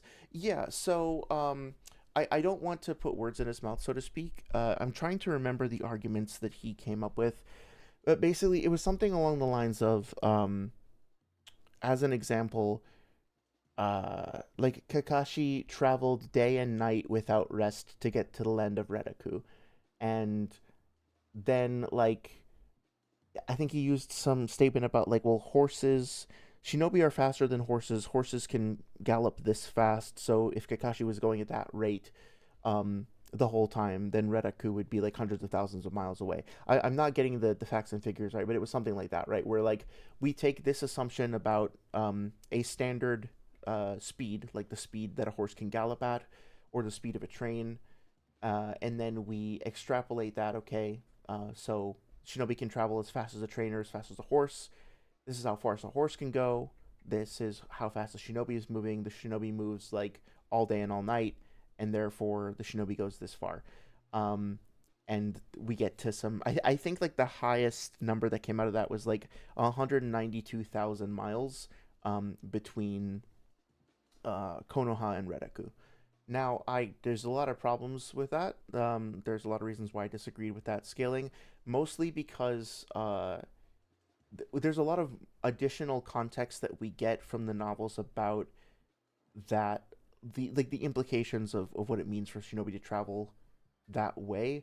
A good example is that like it takes a character like 3 days to travel between the capital of Redaku and then another town that I think is called Nagare. But it only takes Kakashi like a couple of hours. So people travel by horseback from the capital to Nagare. So they're like, okay, horses can gallop at whatever it is, 30 miles an hour. So Kakashi is easily moving over 30 miles an hour, uh, and blah blah blah. Like, well, he's fuck. Sorry, the horse. The horses move at 30 miles an hour. The horses take 3 days to get there. The horses travel for 12 hours a day. So that's 3 times 12. What is it? Like, fuck, I can't do math. Like 36. So the horses travel like 360 miles a day. Let's round that up to 400. They travel for 3 days straight. So that's like 4, 8, 1200. So let's just say that like there's 1500 miles between Nagare and Redaku capital. If that's the case, then Kakashi can travel 1500 miles an hour. Basically, that this is not the exact numbers or whatever that Sage used. I'm trying to summarize the arguments as best I can from months ago, right? But that's basically it. You take the standard of measurement of the horse, then you apply a reasonable amount of time that a horse could travel in a day. You use that to scale the comparative amount of distance that Kakashi is moving in a faster time, and then you get something like 1500 miles an hour for Kakashi. So that puts him at what, like Mach 2 point something, um, which okay, fine, right? But the problem, the reason why I disagree with that though, is that in the novel, it's specifically stated that the 3 days of horse travel is like walking, right? The horses aren't galloping. First of all, horses can't do that. They can't gallop for like 12 hours straight. They'll fucking die. If you try to make a horse gallop at full tilt for like more than a couple of minutes, the horse will die. Like you need to be aware that horses have very like I mean like even some of the most extreme like well-trained race horses in the world can't do fucking 12 hours of galloping. The most seasoned like skilled marathon runners, like the best athletes, like it's like trying to say that like Usain Bolt could sprint at full tilt for an hour. It's not happening, right? um as far as I'm aware. So my first contention was, yeah, horses don't work that way. My second contention was that it specifically mentioned that when characters do that 3 day travel from the capital to Nagare, they walk their horses through these slow, winding mountain paths that are full of jagged rock and like steep cliff faces and shit like that. It's basically like they're going through the Grand Canyon up and down the sides of the cliffs and stuff. They also very specifically and explicitly stop to rest and sleep and eat, and they also switch horses halfway through. So it's like this 3 day figure got turned into 3 days of a horse galloping at full tilt the entire time for like 12 hours per day. And what it really is like it's probably only like 20 miles or so between these two locations. Maybe it's like 50 miles. And it's 50 miles that are traveled slowly on horseback, walking, taking breaks, switching horses, stopping for meals, stopping for sleep. So, yeah, of course Kakashi can do it in an hour because he can like, go full shinobi mode. That doesn't mean that he's covering 1500 miles, right? So, anyway, getting a little off track here, but hopefully that makes some amount of sense. Um, Michael then says the One Piece planet at least has an overhead panel establishing a scope of the planet being larger than Earth and a horizon distance near sea level much greater than Earth's. Yeah, I don't think that is true of Naruto. I think that it is from all the discussion that I've seen, the most exhaustive analysis of Naruto's geography that I've ever seen was actually something that Sage referenced. It was by a dude called Detective Evie Devi on Reddit, and he went through everything. He went through the novels, the manga, the anime, Boruto. He compiled like it probably took the motherfucker years to do this, right? Like so much information. And I think he came up with the idea that the Naruto planet is 2.1 times larger than ours. I'm fine with that. And I'm also fine with the idea that like Kishimoto just happened to design the planet that way and didn't really think about gravity, so it's fine for us to assume that gravity is the same. Like I'm not really going to nitpick about that unless I have to in a debate to be defensive or whatever. I'm fine saying the Naruto planet is 1 to 2 times bigger than ours, and also that gravity is the same. Personally, my headcanon, that's fine. Um, because yeah, I don't. The person who has, from as far as I know, the person who's put in the most effort and the most time and research and really dedicated himself to understanding this better than anybody else that I've ever seen, that's his opinion. I'm willing to defer to him on that.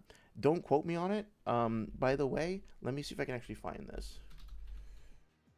Videvi Naruto geography.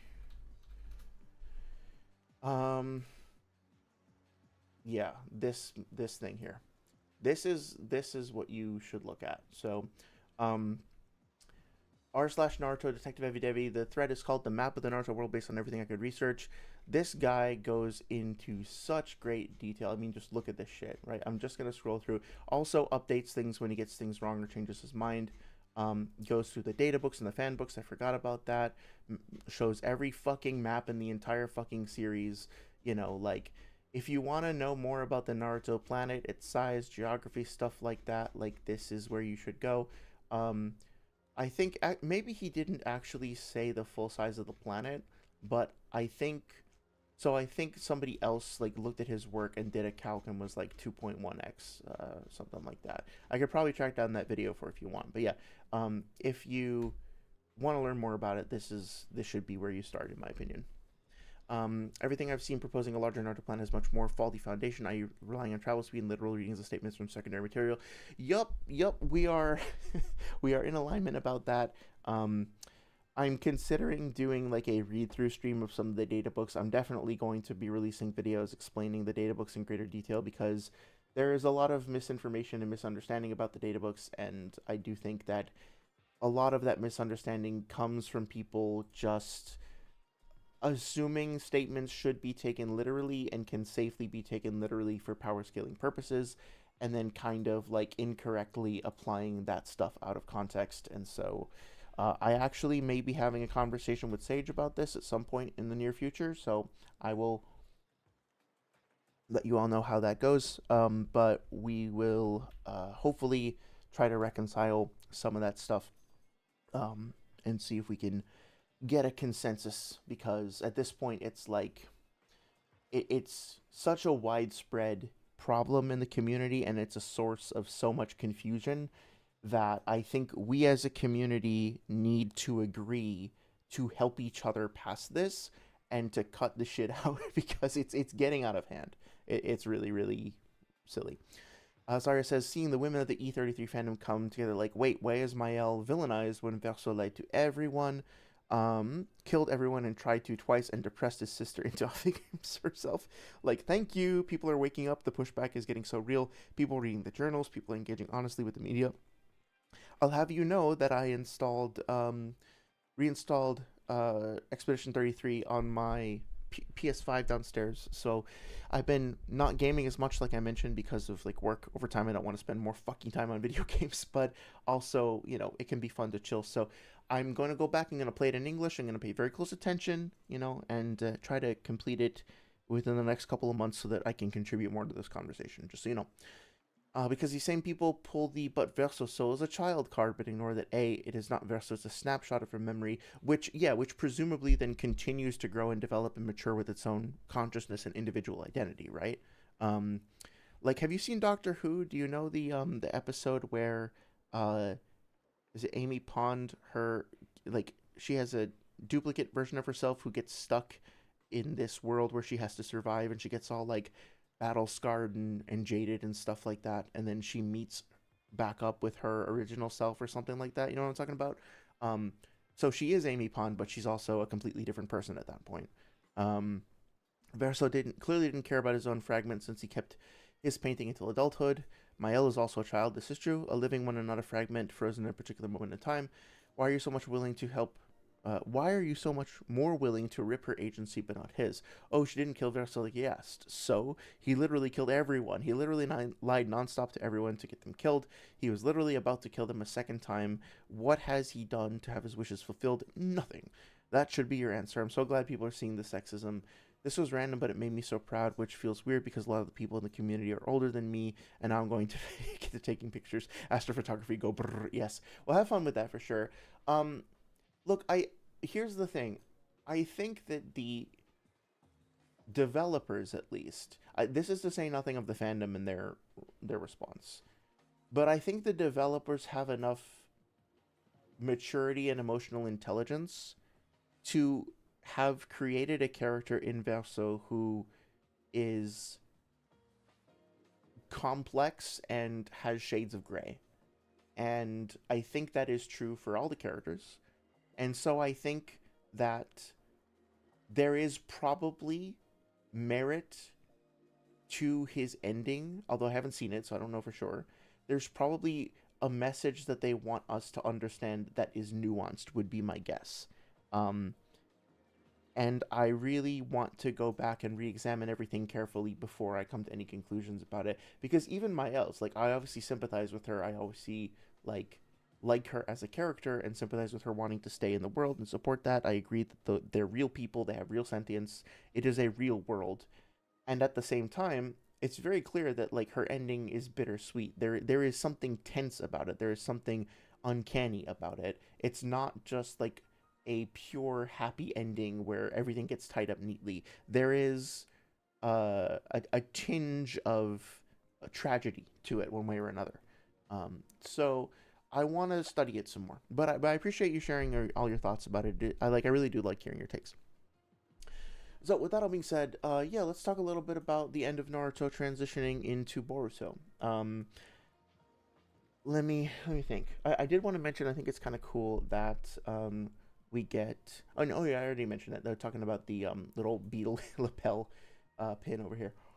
Yeah, so let's go back 1 second to the end of Naruto. This is the official like ending of the series, and then we get an epilogue, right? So we end on this. If this had been the last panel of the series, I think this actually would have been a perfect conclusion, right? Like if this was the last panel that we ever got to see of the entire series, this would have been great. It doesn't have to be this, obviously, but so much of like everything about the series main narratives and main conflicts and everything is just so perfectly encapsulated. This might actually be my favorite panel from the whole series when I think about everything that goes into it and everything it represents and summarizes, and the hope that it kind of instills for the future.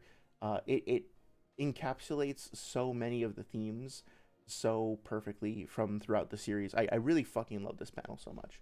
Right? So at this point, the characters at great cost have essentially confronted and resolved, or at least like dispelled for the time being, the root cause of the suffering and conflict in the world. They have come up with a solution to it. They have begun to reconcile, and they're looking forward to a future where they'll be able to kind of build a new legacy based on the sacrifices, the decisions, etc., that they have made, and things are starting to be restored to normal. This is also a great panel here. Um, we see the world kind of coalescing together around their union, around their reconciling of their differences, their shared pain and experience, and all that. Right. Um, a second. Excuse me. Um, we chose different paths to walk and battled each other, but now that time has passed. Just like how I came to feel, father, mother, my brother Itachi's pain and emotions. I'll now start knowing your pain. Yeah, so there's understanding, there's empathy, there's a sense of camaraderie and family, acknowledgement of friendships, there's mourning, right? Like, we're getting to see the characters say goodbye to the previous generation. We actually see the Hokage monument, um, the characters getting sent off and all that. This nice little sort of cute moment over there. Um, and then this final moment between Naruto and Sasuke. And honestly, like, I think the series could have ended here, and I would have been very happy with that. And this is also a great like final panel. So to me, I don't even think we really. Thanks. Cool. Um, don't even think we really need to like Kishimoto really needed to give us an extra chapter. I think everything is kind of wrapped up over here. I wonder if he was under any pressure to, well, A, to end on a round number of 700, but also, like, to set things up for a potential sequel. Like, I'd like to, maybe Salad and Bolts would know, or maybe I could just, like, do some actual homework on my own and research this. But, yeah, I'd be curious to know what the context was for him creating chapter 700, because this seems like the ending. Like, it seems like it's over. It seems like everything that's been said, that needs to be said, has been said. But let's flip over and see, like, how things are kind of wrapped up and expanded on over here. Michael says, what's the worst written story slash media you've ever scaled, or you scaled? Well, I don't do all that much scaling, honestly, outside of Naruto, because I'm just, like, very passionate about and very fascinated with Naruto as a series. I grew up really loving it, and so my incentive to scale the verse, if you can even call what I do scaling, is just to try to understand the arguments that people are making about it and try to understand the series better through those arguments, and then try to help other people like reconcile differences, understand better, understand things better as well. Um, but trying to think of anything that I've seen recently that's been like really offensively bad. I can't really think of anything. Mostly I've just been in a decently like optimistic media um setup recently.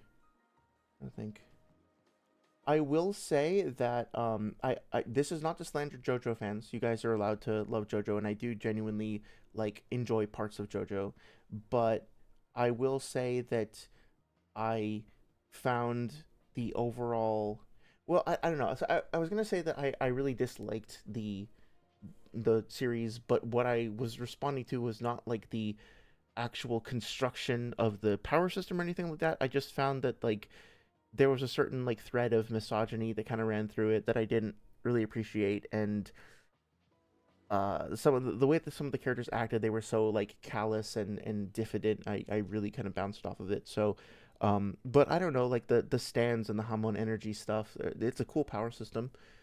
Um, there was something that I tried to get into recently and tried to force myself to get through it, and I kept not being able to, but I can't remember. Um, I kind of bounced off the JJK manga, but that was more about like the inconsistency of the art. And then like I really have been enjoying the anime actually. I finished season one. I gotta pick up the next one. Um, I'm sorry. There's something on the tip of my tongue that I'm just not remembering. I'll try to give it some more thought and get back to you. But yeah, how about you? Do you happen to have anything in mind that you're like, um, sorry, is your question more about like what is the like the worst designed power system, or like what is the series that I've gotten into that I thought was the worst that I happen to have talked about the scaling for? Because if so, I would probably say JoJo. Not to say that it's bad. I just like I tried to get into it. And I tried to understand the power system and to like vibe with it, and I just couldn't deal with the art, the aesthetic, the characters' personalities and stuff like that. But I only got as far as like halfway through season two, maybe. So, or season two, the one where Jonathan Joestar. No, that's the first one. The season that features the dude who maybe it's Jotaro, right? The guy who has like the hat that kind of just sort of fades into his hair, and he starts off like basically bullying his mom or something like that. Like that, that was the one where I kind of stopped and fell off there. Um, yeah, I'm sorry, that's not a very good answer. Sorry, I said they actually had an interview where they came out and made it known that they made her ending so dark toned because if they didn't, they knew most people would pick it because literally others literally kind of said, "Oh, I see, I gotcha." But I think they underestimated how willing gamers, especially Americans, are so willing to justify G-side if they think a character's cool enough or if the character's sad enough.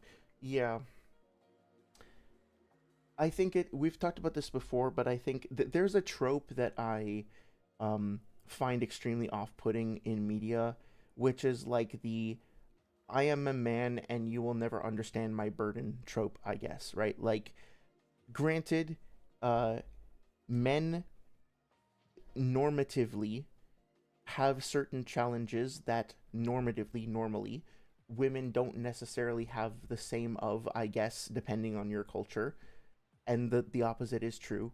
Highly variable, highly dependent on culture and context. Obviously, there is a narrative about the lone male shouldering the burden of the whole family, like working his ass off until his fingers bleed and like barely scraping by, and not getting to express his emotions, not getting to be himself, and basically leading a noble stoic life of sacrifice for the sake of his family, that I think is a very real and very true experience, or has been throughout history, especially in harsher economic times. Class disparity can exacerbate that sort of thing. However, I think that reality, that grim reality for not just men, but maybe perhaps more so men in American history, has now become a weird kind of warped fantasy where there is a resurgence of, I guess you could call them male rights activists, who, or red pillars or whatever, who very strongly identify with these archetypes of downtrodden, put upon men that like just shoulder this burden that you never understand how hard it is, and like it's very over the top and gets used as sort of a fulcrum to then dismiss other people's pain. It's like, why would I care that you are, I don't know, being discriminated against for being gay?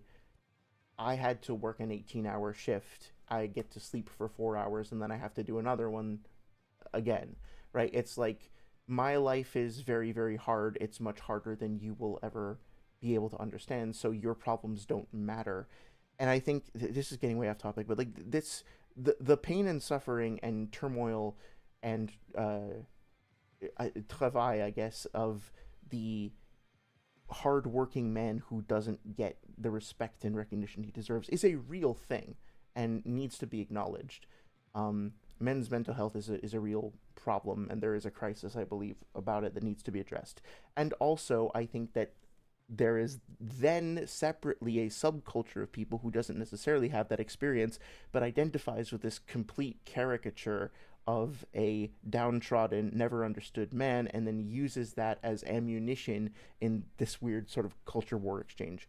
Um, and it's creepy and weird, and I think that some people have uh, maybe used that to glom onto Verso as a character, or like maybe I guess I would expect it to apply more to Renoir than to Verso himself, but like this idea of you'll just never understand how hard it is to be male in society and to have problems. Males need to shoulder the burden and to handle the problems. You just won't understand. You just won't get it. And like this is the problem with society today is that kids like millennial men don't want to make the sacrifices that their grandfathers used to, and they don't want to shoulder the burden. And like Verso's a real man because he's willing to make the sacrifices and do even if nobody understands him. Like you know, I'm not trying to be dismissive of people's pain or lived experiences, and also there is, I think, a contingent of people who will co-opt that and use characters like Verso and especially Renoir to be like, any like you're saying, Saria, is like anything is justified,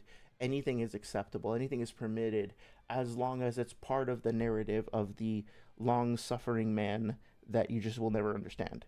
Um, Interesting counterpoint to that, I'm rewatching The Boys right now, and I think Billy Butcher, is an interesting deconstruction of that notion because initially he's kind of portrayed as like this badass anti-hero who I think sees himself as like a martyr and shouldering like all the burden and all the responsibility for himself and always having to take the bullet for other people, and then very quickly start to see that people are like, yeah, but who asked, dude? Like, we want to help you. We want to be there with you. We want to be part of your team. We need to support each other.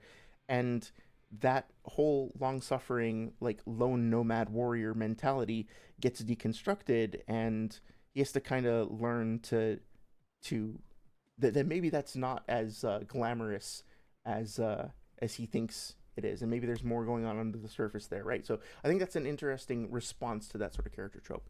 Anyway, sorry, there's the whole fucking tangential rant, but hopefully you see the parallels there, Saria, with Verso and Renoir. Um, I forgive me for not going full Renoir with the pronunciation. It's just easier to say Renoir for my American Bakugai gene brain. Um, let's see. Michael Dorsey says Steel Ball Run is goated, but a lot of earlier parts did have some stuff that didn't kind of land, or that didn't land with me, i.e., Koichi getting together with the yandere hair girl. Yeah. I think I I when I need like a quick laugh, I will very happily look up compilations of, I think it's Jonathan Joestar, right, where he goes like he has the son of the bitch, like he's like over the top English reactions that are genuinely really funny. There's parts of the series that are super endearing, but they're juxtaposed with this incredibly obnoxious shit that I just couldn't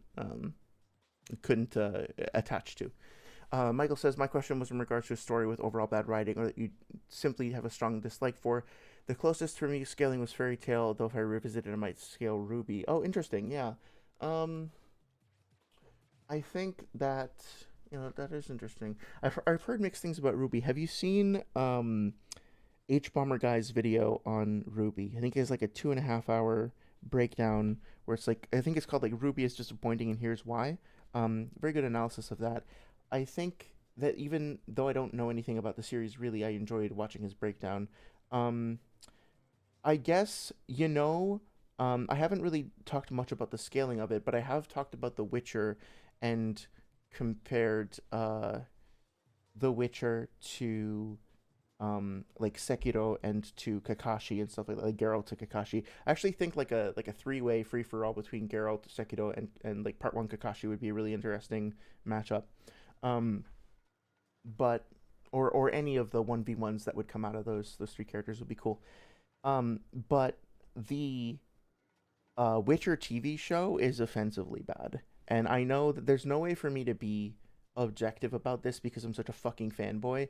And I also formed an incredibly strong emotional attachment with the series because like I was stuck in a hospital after breaking my leg and almost like literally almost dying in a skydiving accident. And so I in order to cope with that situation, I listened to audiobooks because I was fucking bored out of my skull.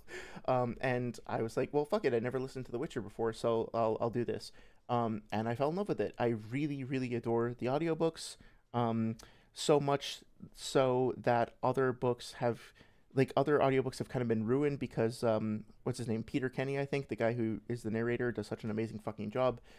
Granted, they're not perfect. There's some slightly problematic things here and there, but overall, like, I adore the series. I adore Geralt as a character, and that's another great example of that long suffering, like, I have to take on the burden alone because I'm the man of the house thing getting deconstructed. My favorite scene in The Witcher in general is in one of the books where Geralt has decided that he wants to push all of his companions away. So like Dandelion, Yaskir, Milva, who else is there? I think Regis is there. Kair is there, right? Like he he wants to push them all away because he thinks he needs to save Ciri himself, and he's just going to drag everybody else down and get them killed. And he doesn't. I think he tells himself this narrative that like he's protecting them and saving them from having to take on his karma and his burden, so to speak. He doesn't use those words, but obviously like that's kind of a parallel. Um, and he continually dismisses them and condescends them and refuses their help and denies their agency and essentially like not exactly gaslights them, but he basically is like, you guys aren't qualified to make decisions for yourself about your own agency, which is low-key extremely disrespectful.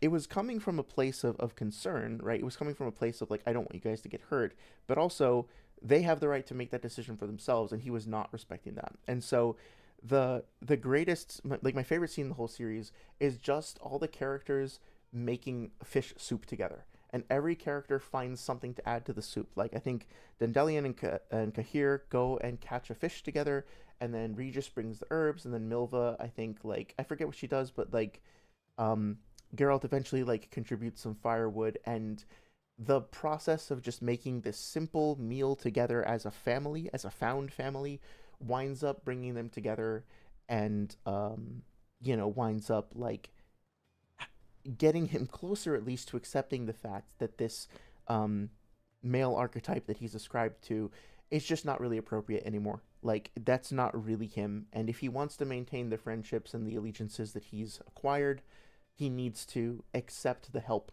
He needs to accept that he's not going to be able to do this alone. Um, and I think that it's genuinely a really beautiful scene. That being said, the Netflix show sucks on an ass, big, big bad ass that is bad, and I don't like it. It makes me very upset. I think they really miss the point. I don't think they understand the series or the characters at all. They tried occasionally. Most of the time, they didn't really try, and they really didn't succeed, even if they did try. The Avatar. Yeah, okay, that's a great example, right? Like, I'm a big fan of Avatar: The Last Airbender and Korra as well. I've talked a little bit about the scaling in regards to, again, Sage the Cavs video on Avatar versus the Paths of Pain, Team Avatar versus the Paths of Pain, shit like that, right? And I'm just like, fucking really disappointed in the Netflix show. They really don't get it. I'm super actually upset, like actually offended. It's the first time I've actually been offended by the inclusion of a piece of music. Not to spoil anything, but Brave Little Soldier Boy, I literally can't say that phrase or think of the. I'm fucking tearing up right now, like literally, like just thinking about it. The scene with Iroh in like Tales of Ba Sing Se or whatever it's called, with that song is fucking heartbreaking and beautiful and wonderful. And the way that they reincorporated that fucking music cue in the Netflix Avatar show made me so goddamn upset. Like I'm actually fucking mad about it right now. I don't really get actually mad very often, but that shit pissed me off. It was so fucking disrespectful. Um that it's like the first time in a long time I've been offended by anything. So fuck Netflix's Avatar. If you're a fan of it, that's okay. You're allowed to. Don't let me discourage you from liking something you like. But man, I was disgusted by it. Same thing with the Witcher TV show. As a fan of the series, I feel really like exploited by the existence of that show. Anyway, um, Michael, hope you're having fun with the Boruto stream, guys. Michael Dorsey says, so what you're saying is that pain is the stereotypical male power fantasy. Um, I think that pain is.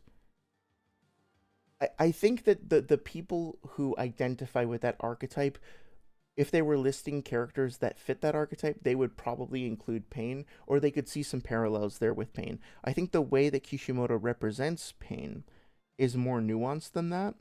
And I think that, especially given that he's like, kind of puppeting the bodies of other people, and he's part of this organization that shares his ideology, he does uh, what's it, diverge from that archetype a little bit. But yeah, you could definitely see parallels to that mentality there.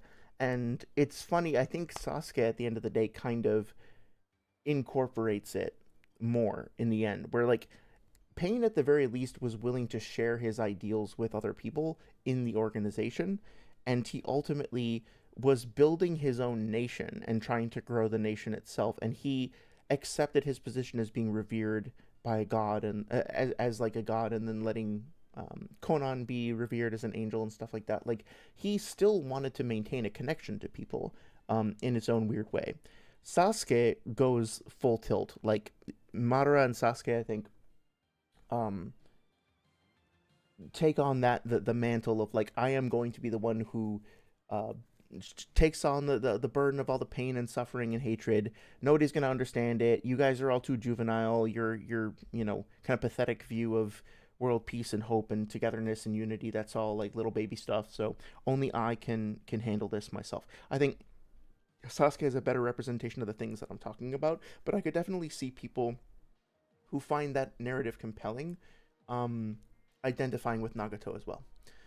Ursa says Pain is a survivor of multiple genocides. Nothing about Pain is stereotypical, even if he's a power fantasy for some. That's fair. Yeah, that's fair.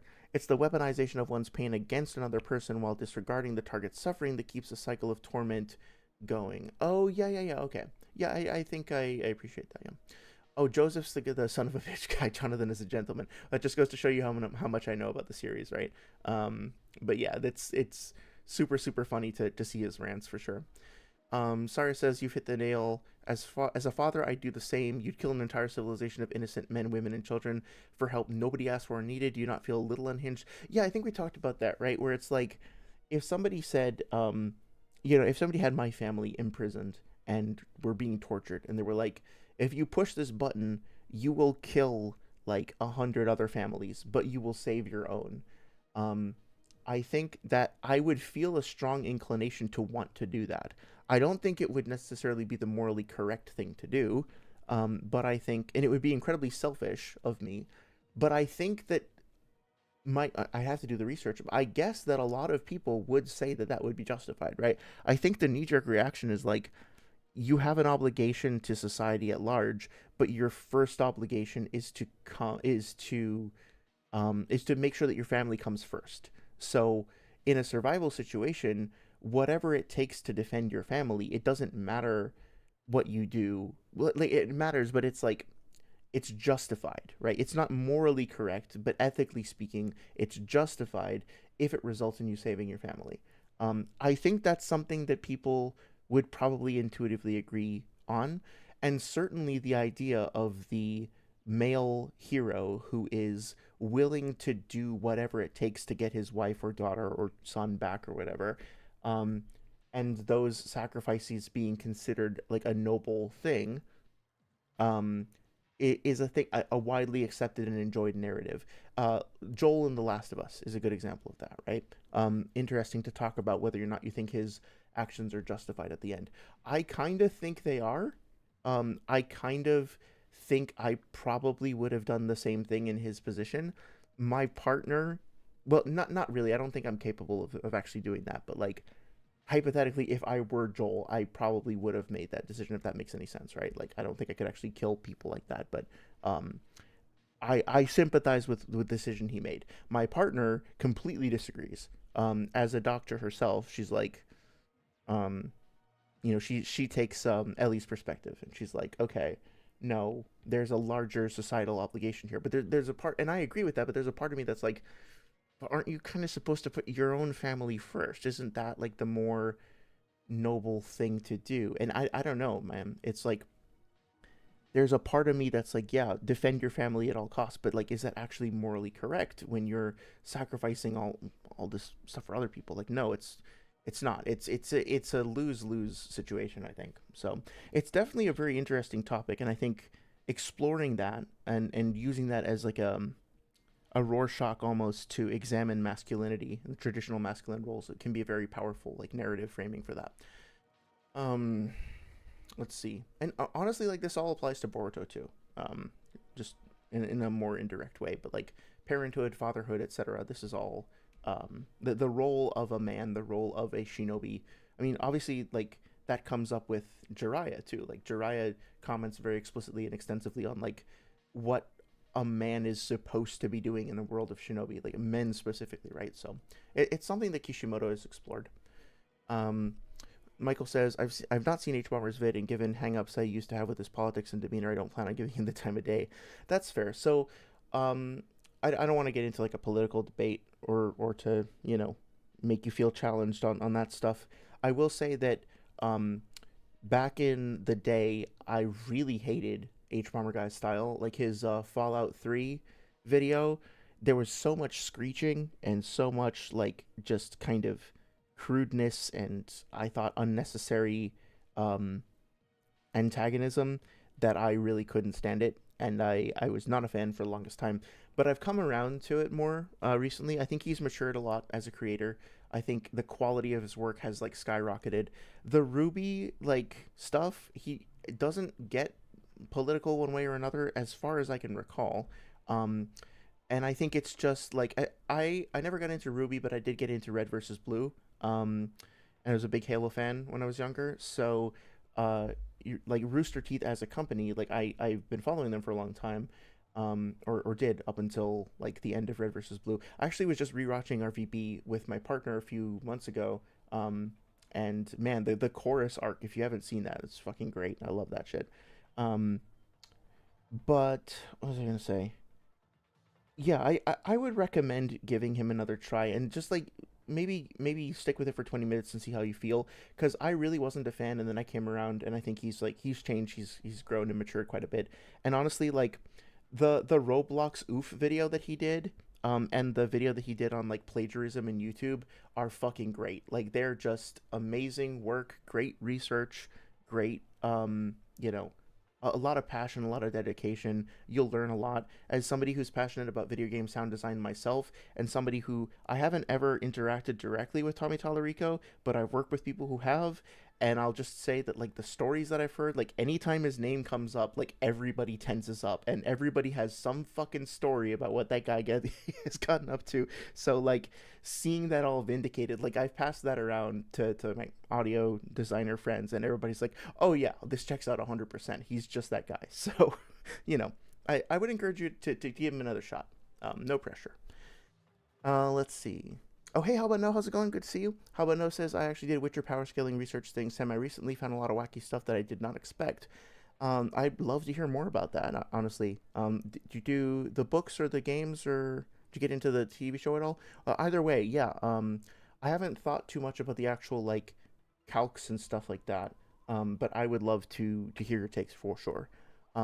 Especially interesting to think about the physics of how, like, if you, I don't want to spoil anything, but if you've played The Witcher 3 and you know Gontar Dim and like what that motherfucker gets up to, for sure there's very interesting um power dynamic stuff that comes up there. And then I guess with like the dimension hopping convergence of the spheres, like there's a lot of stuff that could get pretty high. And when I think about it, yeah, Huarahuax and all of his fucking like cadre hopping between dimensions and time and stuff. Yeah, it does get pretty wacky now that I think about it. So if you ever feel like sharing, let me know. Um, Michael Dorsey said my first glimpse into Ruby having been bad all along was Fat Man Falling's video. Other guys like Celtic Phoenix and Judgmental Critter after that, then rewatching the show in full with friends. Oh, that's cool. Yeah. I haven't heard of those guys, but I hope that they were able to provide some insight that you found interesting. Um, How about Nose says, I think the books did a pretty good job of subverting and criticizing Geralt's stoic slash detached facade. Games kind of falter in that regard, just not as well written in general. Yeah, I think that's fair to say. I think they scale back on his characterization, especially in 1 and 2, a bit, and they do that whole thing where they make him like a cipher or like a like stand in for the player, right? That was such a trope at that time. Um, I think they do wind up making him feel like a bit more nuanced as a character in The Witcher 3. I do think his personality kind of seeps out a bit more, but I'm not the one to say that it's necessarily 100% faithful either. So, um, Saria says, "Oh, Michael Dorsey says, oh yeah, Cora's pretty underrated.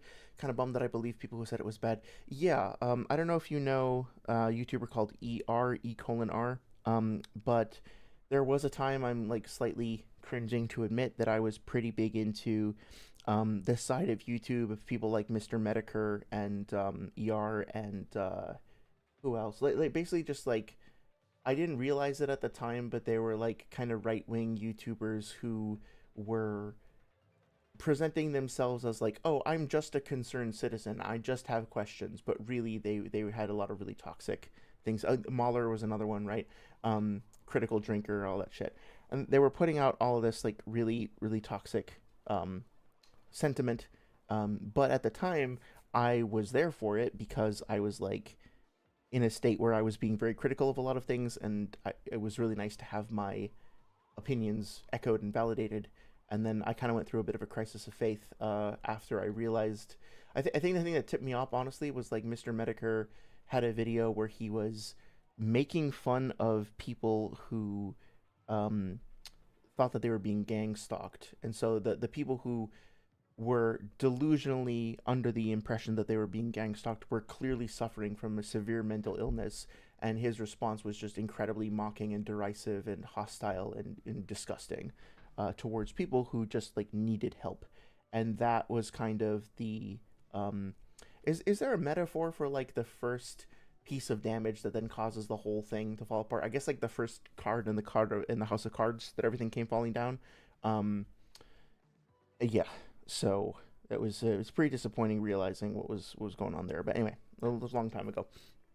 Um, oh yeah, the Korra. So right, so like ER had a video on like how terrible Korra was, and I vaguely remember enjoying it, the Korra the series. But then I saw his stuff, and then I kind of got to the like I kind of just glommed onto his opinion, and I was like, oh, I guess Korra fucking sucks and is a terrible garbage piece of shit. Um, because I just kind of trusted him, and I internalized that for years, and then I went back after that, and I was like, okay, I personally, for completely separate reasons, don't like some of this stuff. And also, what the fuck was this guy even talking about? Like, there's some genuinely awesome stuff in here, right? And I was just like, so glad that I got out of that toxic pit before I like went over the point of no return, so to speak. You know what I mean? Um. Anyway, my again, hope you guys are enjoying the Boruto discussion. Saria says my favorite thing from the Witcher books was Geralt says something like people like to invent monsters and monstrosities, then they seem less monstrous themselves. Can't remember the whole thing. I think I know what you're talking about there. Yeah, yeah. It really does hit the nail on the bigotry. Well, that's part of why I love the short stories as well, because like, as much as I like the idea of the for all of the shit that I give to the archetype of the long suffering man or whatever, I actually really like stories that feature such character as a protagonist. Like the perfect example is Guts from Berserk, right? It's like the example of this. And I fucking love Berserk, and I love Guts as a character. This is another example of somebody who starts off being like, I don't need or want anybody. Literally, don't touch me, don't talk to me. I hate you all. But then, probably one of the most beautiful and impactful scenes in the series. Let's puts at on Shirka. I need to reread Berserk. Um, is this one of the best moments? Right, like it's a series about pain and suffering and strife and hatred and sacrifice and rage and wrath, and this is one of the like most pivotal and poignant and beautiful moments in the series. This to me is what it's quote unquote really about, right?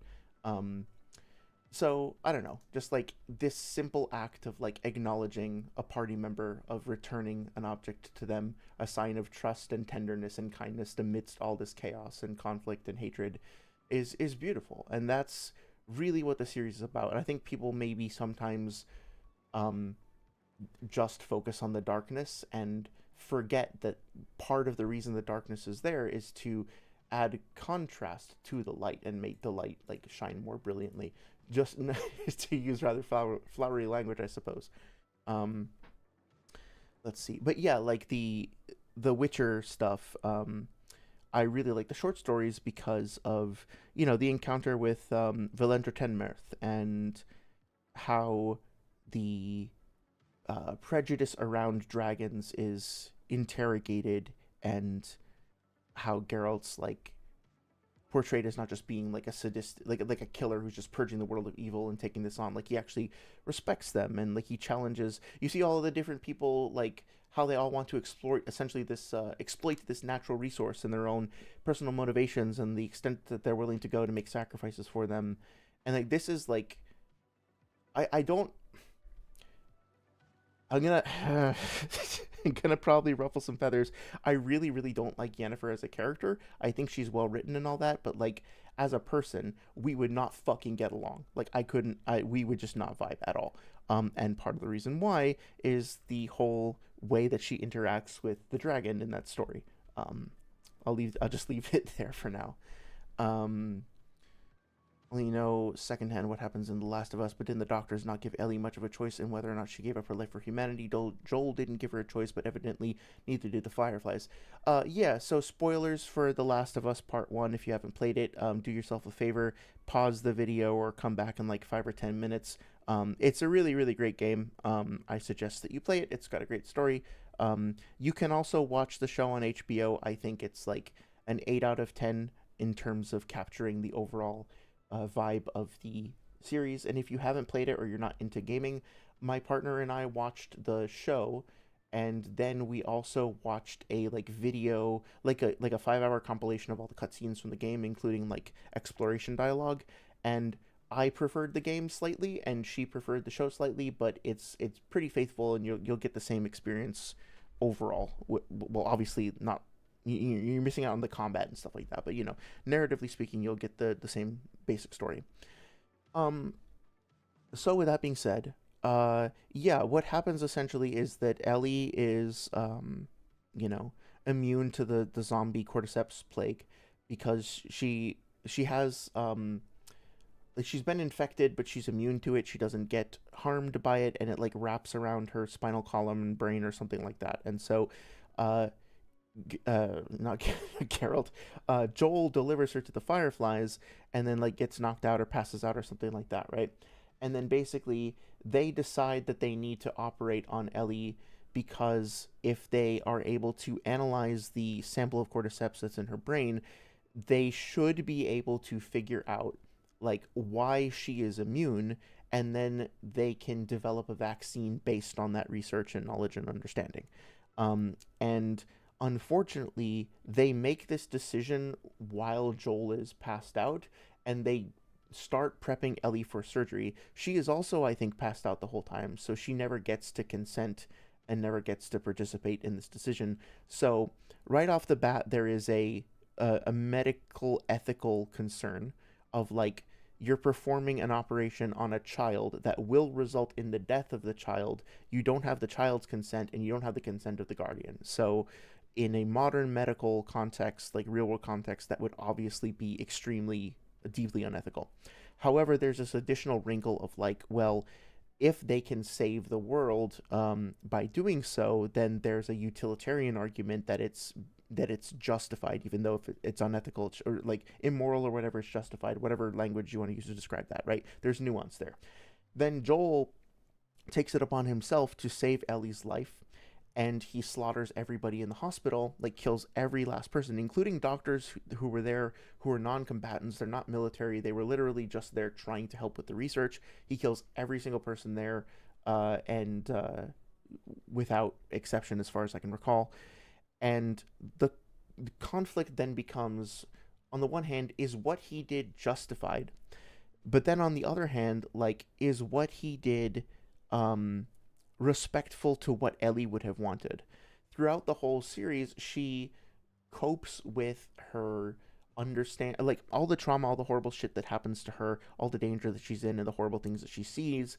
um she winds up help it, like, part of the way that she gets through it and survives it is that she says it will all be worth it because I can contribute to a cure, I can help make things better, and that's what keeps her going. And then Joel denies her the opportunity to ever have that happen.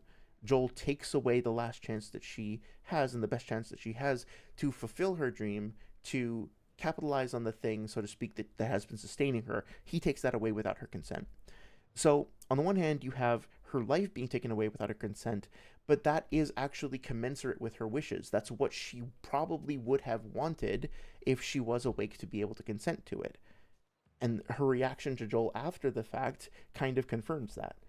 But on the other hand, yeah, so it's complicated. It's this whole big mess of gray of like, it's an impossible situation, and different people have different, very polarized takes on what the right thing to do in that situation was. Um, my personal take on it, which I don't think is written in stone at all, but my personal take, I kind of agree with what Joseph Anderson said in his critique, which is that the Fireflies themselves, like, I don't trust them as a competent organization, right? Like, I don't think they really have their shit together.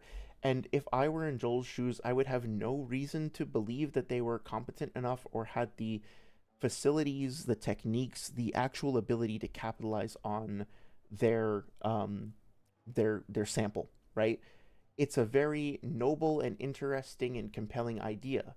Okay, we have this girl, it's a sacrifice we have to make, but if we sacrifice her, then we'll have the sample and then we can make a vaccine. Cool. How are you going to do that? Can you actually pull it off? Well, we have to try. It's our last chance. We have to give it a shot. Okay, but like, what is the actual real, like, over under on the success here? Actually speaking, do you have a plan? Do you, like, what are you going to do with the sample exactly? How are you going to store it? How are you going to protect it? How are you going to ensure that useful metrics come out of this, right? Like, there's the narrative aspect of like, oh, it's worth the risk, but what does that actually mean? I don't trust them, and I think that like their idealism and their like sort of hero complex of like, we're going to save the world or whatever is likely not going, it doesn't instill much confidence in me that they would have actually succeeded. um so if I were in Joel's position, I would be like, I get the argument, I sympathize with it, but I don't know you, I don't trust you, I have any reason to believe that you're going to actually uh use my adoptive daughter's sacrifice in a way that honors her sacrifice. Fuck you, give me my daughter back, right? And like, if you get in my way, then you know what's gonna happen. Like, I probably would have done the same thing under those circumstances. If they could prove that there was actually a very high chance of success, or even like a reasonable chance, that would maybe change my perspective. Not the way I felt about it, but I might be willing, like, more willing to hear them out at least, right? Anyway, curious if you guys if you guys think about that. What do you guys think about that? Saria said she wanted to be the cure. It's why her relationship is strained with Joel too. Yes, yes, very good point. Like, I think she did actively say, right, that she wanted to help people. She wanted to use her situation to make the world a better place. And when she finds out that she has essentially become an accessory to making that no longer even a possibility, she's terrified. She's disgusted. She like has a panic attack. She breaks down, right? At least in the game. We do the Fireflies. Used to be a fan of ER's channel and humor. I was already kind of steering away from his channel after thinking his jokes would be tasteless, but revisiting his old reviews and seeing how poorly argued they were, and especially seeing how wrong he was on Korra, is what got me to think he was an outright bad, if not dishonest reviewer. Yeah, it was such a weird emotional whiplash for me because, again, at the time, I was in a period of my life where I felt like all my friends were enjoying content that came out, and I have you seen the episode of South Park where Stan is like, everybody else is having fun at the movies and listening to music, but then like, and enjoying food, but everything tastes like literal feces to him. When he listens to music, it literally sounds like just fart noises, and the doctor diagnoses him with like being a cynical asshole or whatever. I think that I was kind of going through that where I felt like I all I could see anywhere in my life was all like everything was lame, everything was corrupt, everything was like an appendage to some horrible corporate nonsense or whatever. And I was just unable to enjoy things, and I saw people around me enjoying things, and I was like, well, either I'm crazy or they're all crazy, and I know I'm not crazy. I know I'm not crazy, right? And so, um, basically, I found channels like Joseph Anderson and ER and folks like that who made me feel less alone and made me feel less crazy because I was like, oh, these people get it. They can see through the bullshit. ER in particular, I wound up talking to him in the comment section a few times, and he was really polite and he was friendly. And I said, hey, why did you open this video with a picture of like Holocaust victims that you just like stayed on for like a full 5 seconds before starting your video? And he would be like, oh dude, yeah, I know that's provocative, but really I'm just trying to, it's dark humor, but it's humor, and the purpose is for us to all just kind of get along. And like I thought if I showed like the most disturbing thing I could think of, then we could all have a laugh about it and move on, right? And so like I was kind of convinced for a while that like, okay, maybe he's pushing the envelope a little too far, but at the end of the day, it's all, if we need to be able to joke about everything, man. Like if we can't joke about something, then like how are we gonna, right? There were arguments to be made, I guess, but over time I really have changed my mind on that, and I think that it was just an excuse to be an edgy asshole. I appreciated him being polite with me about it, but at the same time I didn't appreciate, it really did feel like he wanted an excuse to be as edgy and offensive as possible about certain things without getting in trouble, and I would just like, I wasn't there for it. So yeah, not my favorite. Saria says a full-scale remake of Zelda Ocarina of Time is rumored for Switch 2 this holiday. Oh, interesting, interesting. If I get one more notification about this, it's my damn mind. Oh, dude, I don't know how I did this to myself, but my algorithm is like profoundly cursed on my phone. Like, I will like every day I will get some news feed, which by the way I didn't ask for, but when I go to like check my power settings or whatever, I'll get news notifications, and because I'm compulsive, I will inevitably read them. And it's always some shit about like, finally after 10 years Bloodborne is getting the update that it deserves. I'm like, fuck yeah, dude, a Bloodborne remake. And then I open it up and it's like, this fan released a collection of HD screenshots from the video game Bloodborne. Okay, I appreciate that, but stop fucking with me. You know what you're doing, clickbait website number 47. You know what the fuck you're doing. Stop it. It's just so fucking demoralizing, dude. Um, Sorry says, I thought the Zelda community learned after Guys, Wind Waker and Twilight Princess HD are rumored for the Switch, and it never happened. Yet they're repeating this mistake again. Oh my goodness. Dude, so I'm gonna need to ask for your advice at some point. I want to play Twilight Princess in the best way possible, and I don't want to wait for a remake. And I just bought a Switch 2, and now I feel like an idiot because I assumed that all of the games had ports, and I guess that's not the case. So do your research, kids. Oh, Guts versus Geralt. I'm probably, well, it depends on what state each of the characters are in, right? Um, I'm probably giving it to Guts anytime after. Well, certainly with the Berserker armor, I don't think Geralt has a chance. Um, when Guts is just a soldier in the army, I think Geralt has no problem dealing with him. When Guts, I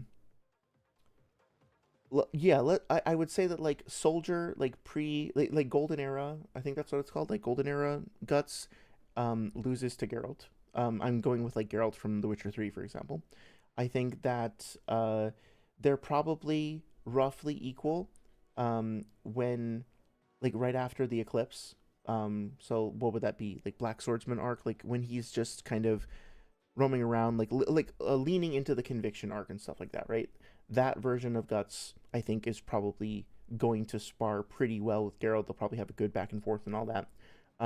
If you look at the characters that they fight, like if you look at I don't know, Geralt fighting a dragon or a wyvern or something like that, and you compare that to like Guts fighting Zod, I think they both have comparable like matchups when they're fighting against larger, bigger, stronger, like terrifying, more terrifying opponents than themselves. But I think that so like they probably have like comparable feats in that regard. But then when you consider their own abilities, like how would Guts deal with Axie as an example, right? That and how would Guts deal with like Quen? How would uh Geralt deal with fucking Cannonball, right? You know, it's like things get a little bit more more complex. But I think they're about evenly matched. Once Guts gets the Berserker armor and the Dragon Slayer sword, though, like I don't see Geralt being able to keep up with that. Keeping in mind also in the books that like he can get hurt by um, an arrow. He can get he gets fucked up by a dude with a stick. I mean, obviously it's a metal stick and it's moving really fast and hitting really hard. But I don't what the hell is his name? Why am I blanking on his name? The Vilgefortz, right? Like he loses brutally and horribly to Vilgefortz. Based on that, I don't think he's going up against a Berserker armor. But this is just like headcanon scaling, right? I don't have metrics. Um, Let me know what you think. Guts versus Geralt versus Aragorn. Oh, I don't see how Aragorn is possibly surviving that. Aragorn is a cool dude. I think he's got great feats as a regular human swordsman, but I don't know that he has any superhuman durability or reflex or reaction feats or anything like that. Um, I think he's just a normal human who's very skilled with the sword, unless he's got some kind of magic from the books or whatever that I don't know about. Um, yeah, I'm trying to think, but yeah, I don't think so. I think he'd probably just maybe he would be able to hold up to like Golden Era Guts with the great sword. If you look at his feats against certain orcs that have like great weapons and like higher survivability, like the one where he plunges his sword through his chest and like keeps on fighting and stuff like that, then yeah, probably a younger Guts he could stand up to. But once we start talking about like post Eclipse Guts, I don't see how. I don't see how he's dealing with Geralt, with Quen, Axie, fucking Igni. I don't think would be that big of a problem, but all the other shit that he does, not to mention the elixirs and everything, smoke bombs, like all the tools in his arsenal. I don't see how Aragorn's getting around all that. Let's see. I think Geralt tends to get his ass kicked in the books a lot of the time, but I haven't read it in some time. Yeah, in like after the fight with Vilgefortz as well, like he has chronic leg pain. He's sore. His reflexes are lowered. So I'm assuming a like Witcher 3 version of Geralt where he's able to go up against like large scale monsters and like the wild hunt and shit like that, and like poison resistance, heightened reflex, all that shit. But in the books, yeah, I think like he is probably arguably, when you consider all of the shit that he does in the games and compare that to what he does in the books, like in the books he gets fucked up by a couple of like corpsers or whatever they're called. They're just no, that's from Gears of War. But like he's defending this dude on a cart from a few like ghouls or ravagers or whatever they are.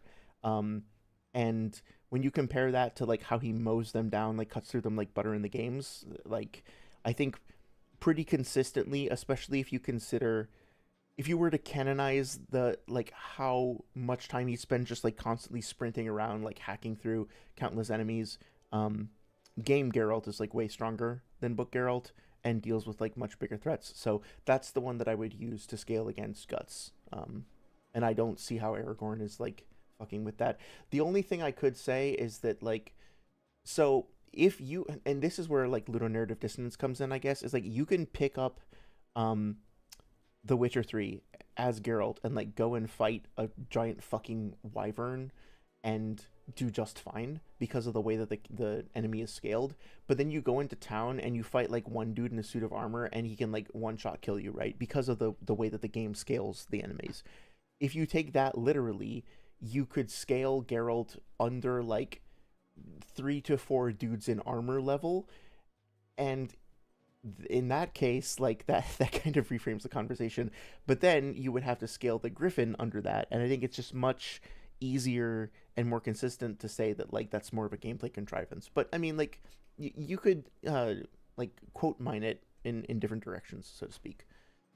Um, Having researched both, Geralt is cooking him if games are included, which is a shame because I like Gatsu more. Aragorn is not in the running here. Yeah, yeah, I think that's fair to say. Michael says, I think it's still possible to make a joke of anything, but if you want to be on good terms with peers, it pays to be mindful of what you say to whomever, know your audience and everything. Yeah, that's true. So there was a TED Talk that I saw a while ago called, like, I forget what it's called, actually. I have to look it up. But basically, there is a place called the Humor Research Lab, HURL, or HURL, funny enough.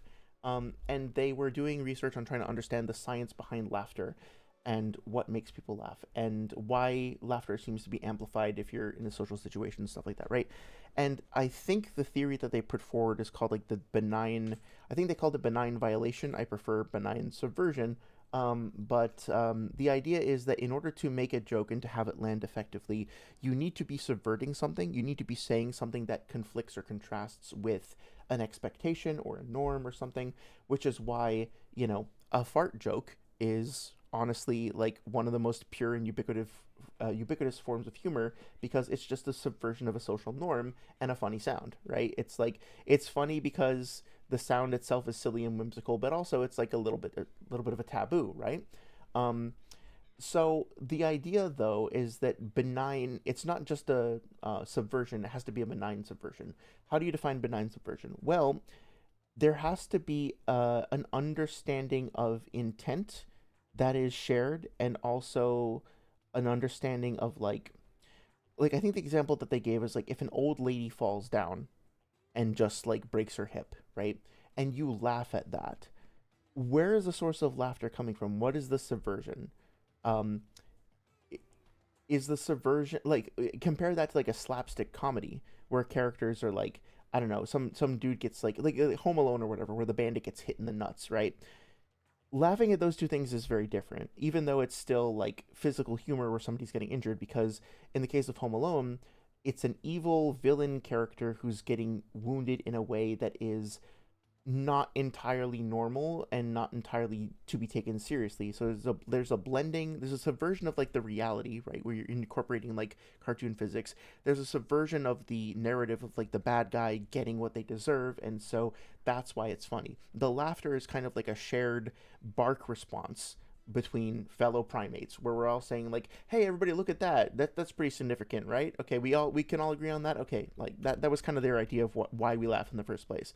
But if you're laughing at a old lady breaking her hip, you're really just being sadistic. The subversion there is that, well, normally a person wouldn't wouldn't suffer this kind of pain. Isn't it amusing that they're suffering this kind of pain? That's a very different sort of laughter. And if you're laughing about that and you identify with other people who genuinely laugh at pain like that, okay, well, what does that say about your ethics and what you find uh, like what is being subverted there, and is it genuinely benign, or are you just like happy to see someone suffer? So you can make a joke about anything, I think, and in theory comedy should be like can be used to heal and to cope. Like my mother has passed away. The way that she passed away was kind of not exactly traumatizing, but also it wasn't like the Hallmark card, like oh you passed away in your sleep and everybody was around you loving you, and it wasn't that either. So after I died, after I John the Maven fucking died, I started making a YouTube channel. Now after she died, like I started making jokes about it, and that was helpful for me to cope, and it helped me heal and helped me talk about this difficult thing that happened in my life in a way that helped me connect with other people. But it was benign because I was making the choice to subvert it on my own terms. Um, and I was connecting with other people in a context where it felt genuine and safe to do so. At the same time, I was a big fan of Rick and Morty around that time. And there's a bit in Rick and Morty, I don't know if you guys have seen it, but basically there's a thing called interdimensional cable, which is like Rick and Morty, the characters in the show. It's a sci-fi show, and they have this like TiVo box, right? Which is basically like it lets them it's like a cable box that lets them see uh, channels in alternate dimensions, alternate universes. So it's all these like crazy sci-fi sketch comedy bits, and one of them is like a dating. It's like a romantic comedy where instead of like the a dude and a lady falling in love with some like, oh, I don't know, it's the big business tycoon who comes in and he's muscling in on the business of the little local business who's owned by like a widow with a couple of kids, and then they hate each other but then they fall in love and start a new family, right? Instead of that, it's like parodying that with a um dead woman whose dead corpse is being puppeted around by a bunch of cats, and it's the cats controlling her like festering corpse that winds up dating the guy, and then that's the comedy, right?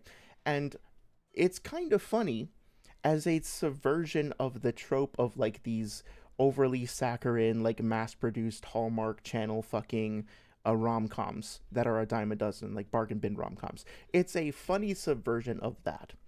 When I came across that, I fucking hated it, and I stopped watching the show for a long time because that was way too close to home. That was way too close to something that uh yeah, I don't want to get into the details of it, but it was no longer benign. The subversion was no longer benign. So how do I get to joke about like an old lady dying around animals, but Rick and Morty doesn't get to do it?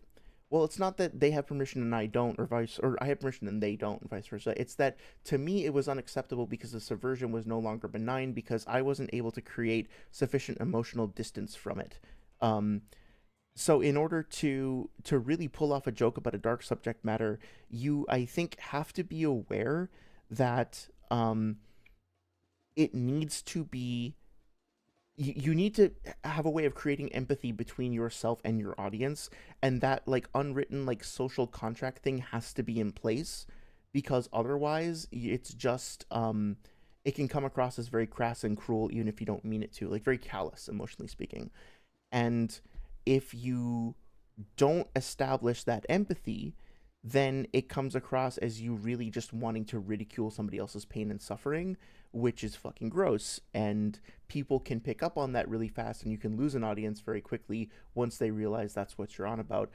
Unless you're the sort of comic whose whole brand is actually making fun of people and being a piece of shit bully. And unfortunately, there is a major audience for that. There's plenty of people who want to listen to other people publicly bully and humiliate and shame other people.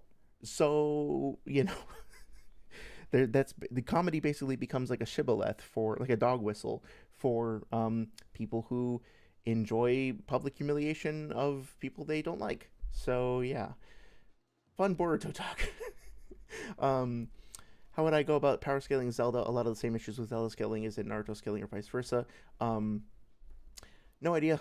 I don't mean to be dismissive of your question. It's an interesting question, but I think Saria would be the one to ask. She's the expert on Zelda lore.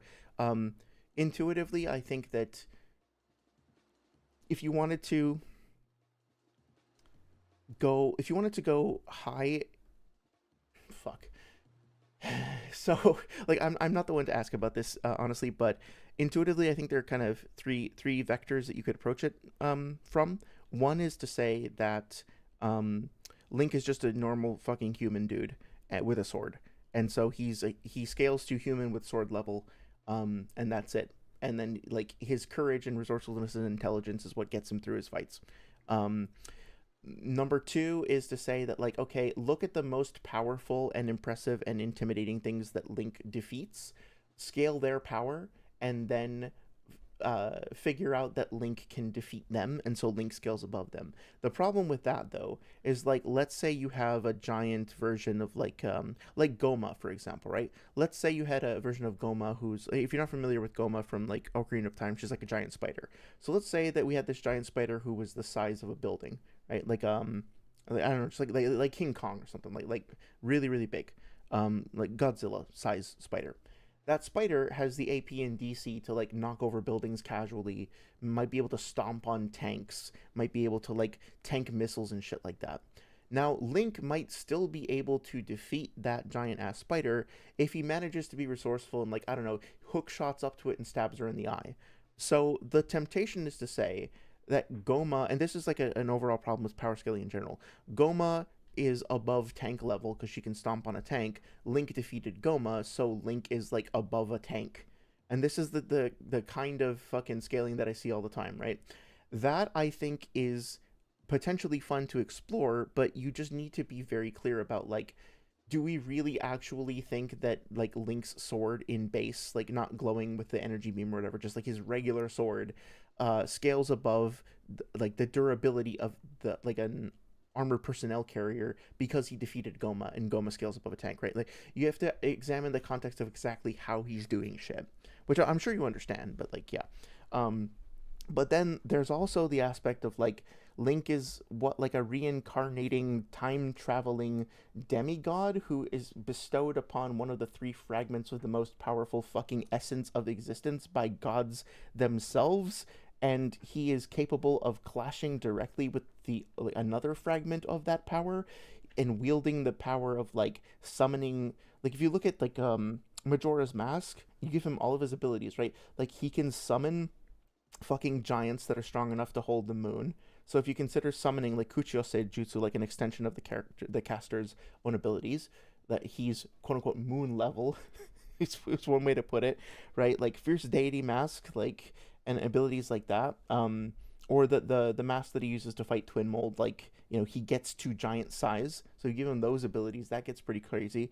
And then you start stacking, like, all of his shit and, like, making him into this composite character with all his abilities. It can get pretty ludicrous.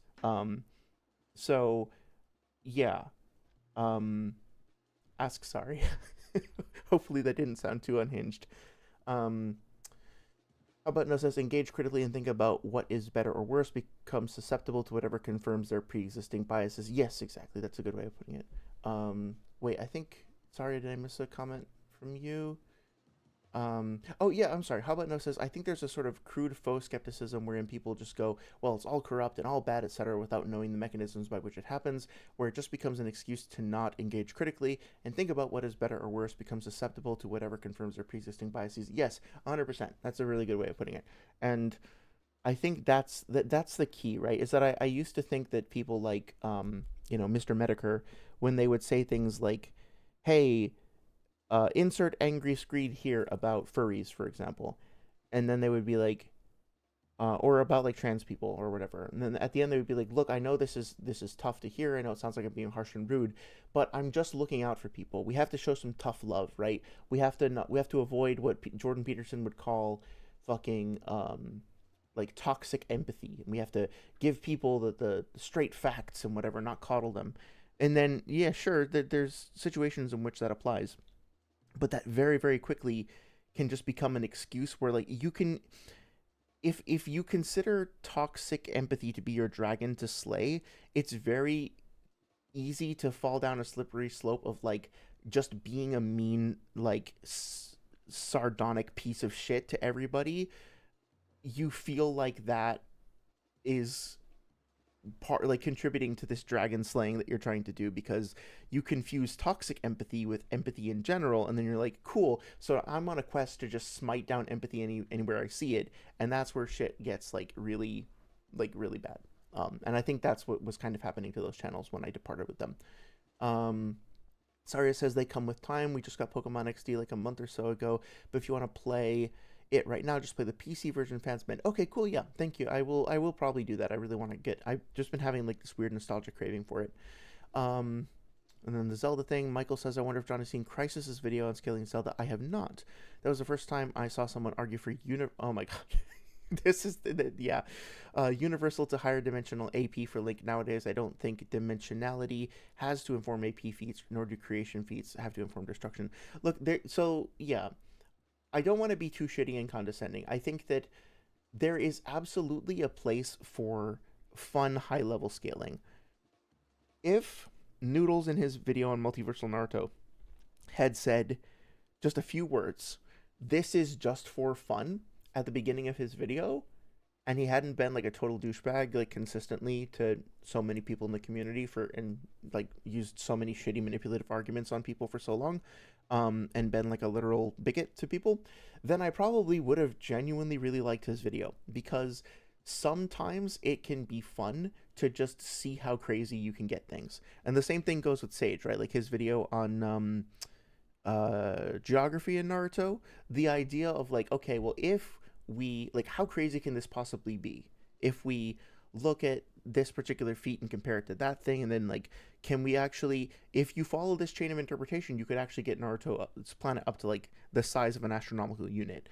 That can be a lot of fun. It's creative, it's entertaining, it's like low stress way of like just exploring argumentation. The problem for me that gets very frustrating is then when people try to pass that off as like legitimate, as like this is the way everybody else is now expected to view the series, right? Like the whole thing, you've heard me harp on about this before, but like the data books are inherently expository text by their inherent nature.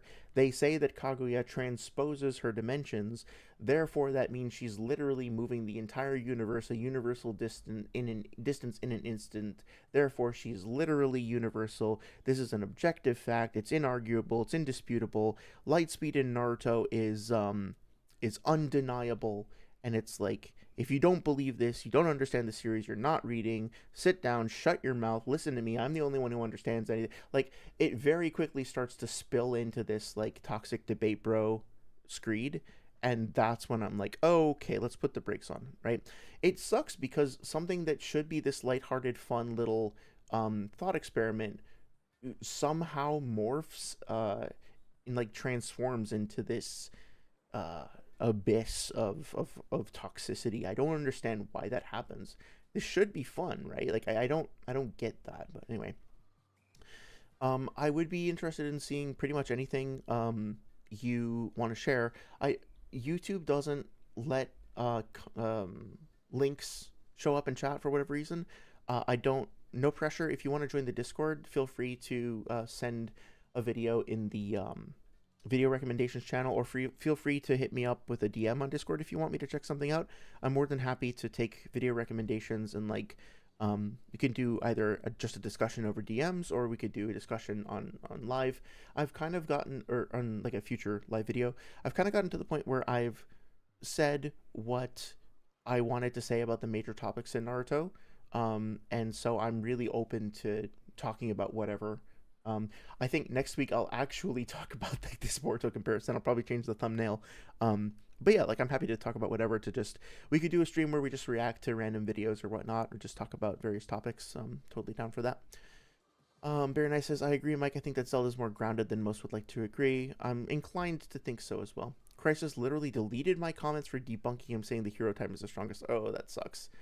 Yeah, I don't appreciate that. I think if you're gonna engage in a public forum, unless somebody is outright like fucking being abusive or whatever, or toxic, just leave the comments up, let the discussion happen. You're engaging in a public forum.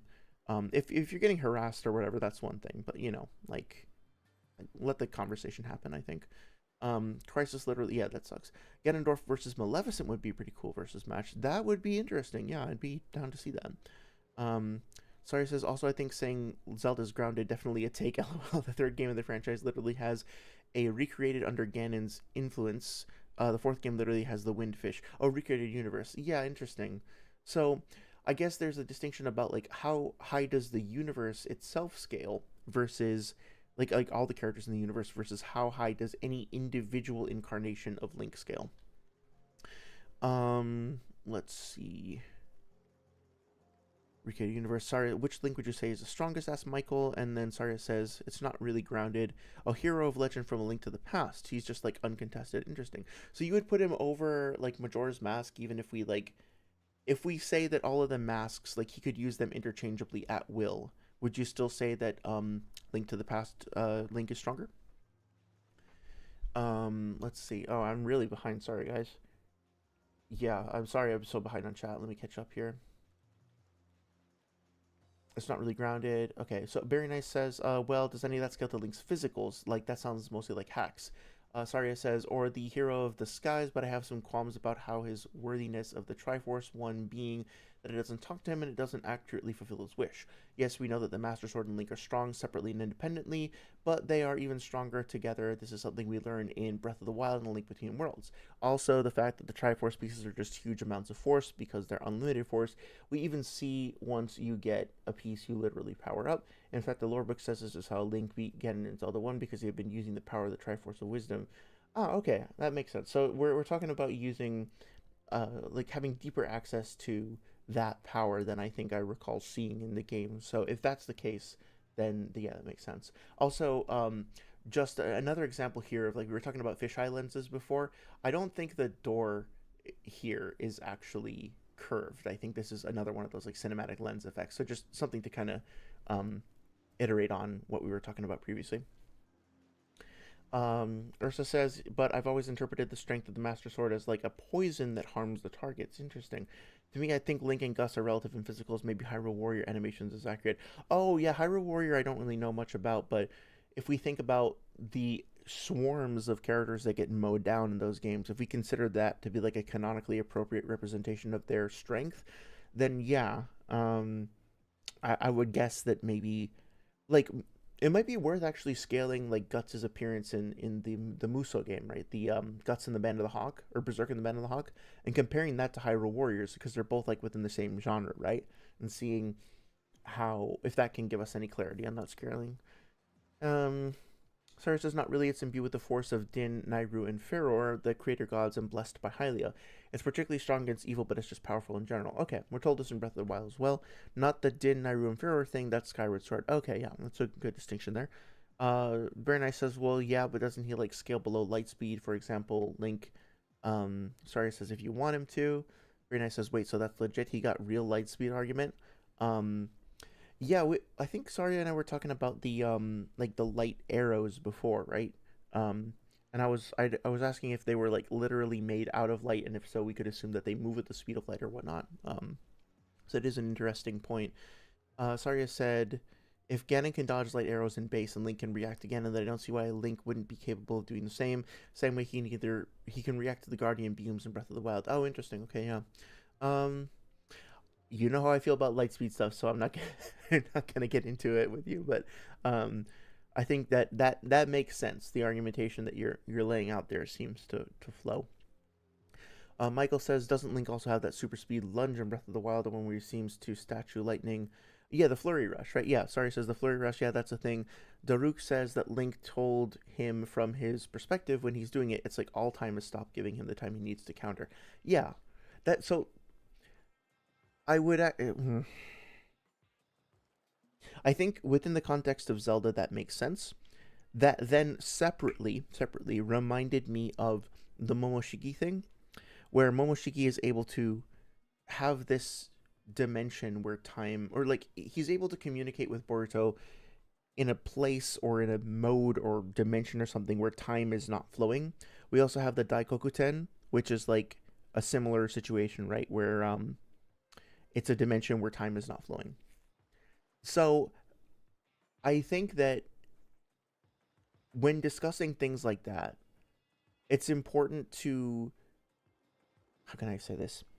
I would personally be very hesitant to say that, like, because Momoshiki has this ability where when the ability is active, he can talk to Boruto in frozen time, that means he has a relevant speed or something. Like, you hear people make those arguments sometimes, right? Like, if a character has any kind of time manipulation, then they'll extrapolate from that to mean that character, like, basically exists outside of time. Here's a great example. Although the fucking, sorry, I'm not trying to like go after anyone in particular with this, but the shit about like Minato has like irrelevant speed because his kunai ninjutsu, the flying raijin, has a statement in one of the data books that like it transcends the concepts of time and space. This is clearly not accurate. Like it does actually follow the rules of space-time manipulation in Naruto. How it works is he goes into a subspace and then pops out somewhere else, just like Kamui, right? But people will take that phrase out of context and be like, Minato's speed is irrelevant, or it is like boundless or whatever because he surpasses the concept of time and space, and basically be like, well, it literally says so in the data book, so Minato is like, and then insert whatever extremely high um upscale for him, and then scale other characters to him, right? Like, I've seen people do this unironically, and that, I think, is like, in addition to just being disingenuous, it's um kind of missing the point, in that characters are allowed to have high end and impressive and cool and badass feats of doing stuff with time, without us then having to extrapolate from that they fit into like this definitional category of being outside of time and space, and then all of the implications of that for power scaling purposes, right? I'm just trying to say that we should always remember to look at these things in context, and I don't think the context of whatchamacallit, I'll leave this panel up since we're not talking about Boruto anyway. Um, I don't think the context really points to Link existing outside of the flow of time. And as I say that, I'm looking at the fucking Ocarina of Time on my desk that I ordered, and I'm realizing that, like, if any character that we've talked about so far is going to have time irrelevancy arguments, it's going to be Link, isn't it? So never mind. Um, really got to catch up on chat here. Michael says, doesn't Link also have the super speed? Yeah. Crisis citing a calc that got Link's Flurry Rush to MFTL. Yeah, I'm very skeptical about that. Saria says, I don't like calcs, and I certainly wouldn't say MFTL. Hey, Shinigami, how's it going? Hope you're doing well. Thank you for stopping by, as always. Michael Dorsey says, calcs can be neat for approximating, but they don't have to be set in stone. Yes, it's a very good way of putting it. Missed you. Yeah, it's always good to see you. Jesus, I'm really tired. Sorry. It's always good to see you. Hope you are doing well. Saria says, unless we're counting like Age of Calamity Link, because he can Flurry Rush, Days of Light, Rays of Light raining down on him, but I just say FTL and leave it at that. I mean, so here's the thing, Saria, I don't want to start like a whole thing, but how do you then reconcile, like, so if, let's just say that his Flurry Rush was FTL, that means that when he launches, if he launches off of the ground to do a little side hop, that he's launching himself off at FTL, right? How, in your opinion, is there a way of reconciling that with the fact that, like, we don't see like a massive explosion of like a giant crater being created in the ground, right? Like, if he's actually moving at the speed of light, then the amount of force that's coming off of his foot would be enough to create a massive crater in the ground, right? So how would you counter that argument, so to speak? Would you just be like, okay, this is a contrivance that they put in, like, the creators of the game didn't think about it that way, they couldn't model it or whatever? Because to me, once you start arguing that a character is like massively faster than, or like even just like the speed of light, that has pretty massive implications for the physics and the nature of the world. And wouldn't it be appropriate also to like look at, okay, when he goes into Flurry Rush, if we look at other things in the environment, like how much is actually getting slowed down? Like, is there like wind moving grass in the background, or like a bird flying above that we can see, that we can use to kind of scale the relative speed slowdown or whatnot? Now, again, like I don't want to argue with you about this. Like, I'm not trying to. I mean, we can if you want to, but like I'm not trying to like call you out per se. But I'm trying to get your honest take on it, because this is the same shit that I run into with Naruto. Like, even without getting into the power scaling argumentation or anything like that, I, just as a casual reader, am really skeptical about any claims like this, because you would figure that any character being able to do this would be one of the craziest fucking things, like, in terms of how impressive it was. So why is it not being discussed and interrogated in an overt way? Why are other characters in the world not reacting to it? Why do we not see some reconciliation of the implications for the physics and stuff, right? It feels weird to me, but obviously feel free to disagree. Shinigami's in Japan. That's right. How you doing? How's it going? I'm gonna be going outside soon. Some of my last days. Yeah. Get outside. The VODs will be up. Obviously, it's great if you want to stop by and hang out with us. But I hope that you'll spend time away from the screen and just like enjoy your time there. I hope it's going well, man. Age of Calamity, good in Japan. Crisis makes sense. He's kind of biased. I saw most of his Marvel vs. DC videos. Yeah. He deleted my comments because I wouldn't debate him because he was like, guys, Ganon doesn't have the full Triforce. It's in another room. And I was like, yes, but it's powering him. Oh, interesting. So he doesn't need to physically have it in order for him to benefit from its powers. Shinigami says, Michael, I saw Sage's video on Genjutsu working cross-versus the arguments suck. Oh, yeah, I haven't watched that one yet. Uh, I did catch a couple of his streams, like, a couple parts of it. I I honestly, I don't have a problem with Genjutsu working cross-verse. I do think that some of the things Sage was saying about like biology and cells and like the nervous system was not, I didn't really agree with, but the overall idea of Genjutsu working cross-verse, regardless of the argumentation, I prefer that just for like the pragmatic aspect of like having debates where characters get to use the full complement of their abilities. Um, I haven't watched the video, the published video itself yet, so I'll give that a listen. Be curious to hear what the arguments are. It's one of those things where like Lightspeed Naruto and Multiversal Naruto, I think that there are pretty dire implications if those things are true within, or not dire, but like if those things are true within the Narutoverse itself, that changes the way that we should look at the series. But with the crossverse stuff, it doesn't really bother me that much because to me that seems to be more of like a just like a practical consideration for debates and stuff, right? So it's not that big of a deal to me, but I'd be curious to see what the arguments are anyway, because I feel like in order to make convincing arguments about that shit, you have to understand how chakra works, and that's what I would be curious to hear. Um, Sorry, I said we went back and forth for a while, and my comments got more likes than his because it's just something we know is true. The manual tells us this. The game tells us this in A Link to the Past. Well, yeah, it seems like he kind of ducked for cover with that particular thing. Guess he got out before you got a chance to school him further. Michael says, "Nah, man, there's no shame. It's our full free happening."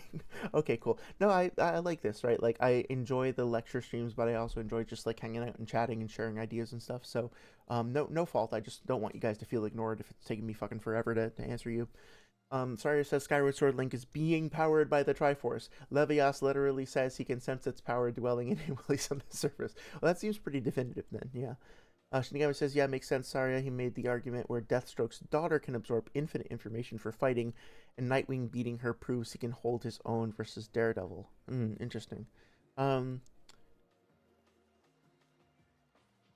I was trying to think that I like those like infinite knowledge feats. Shinigami is somebody who's interested in intelligence in characters and power scaling as well.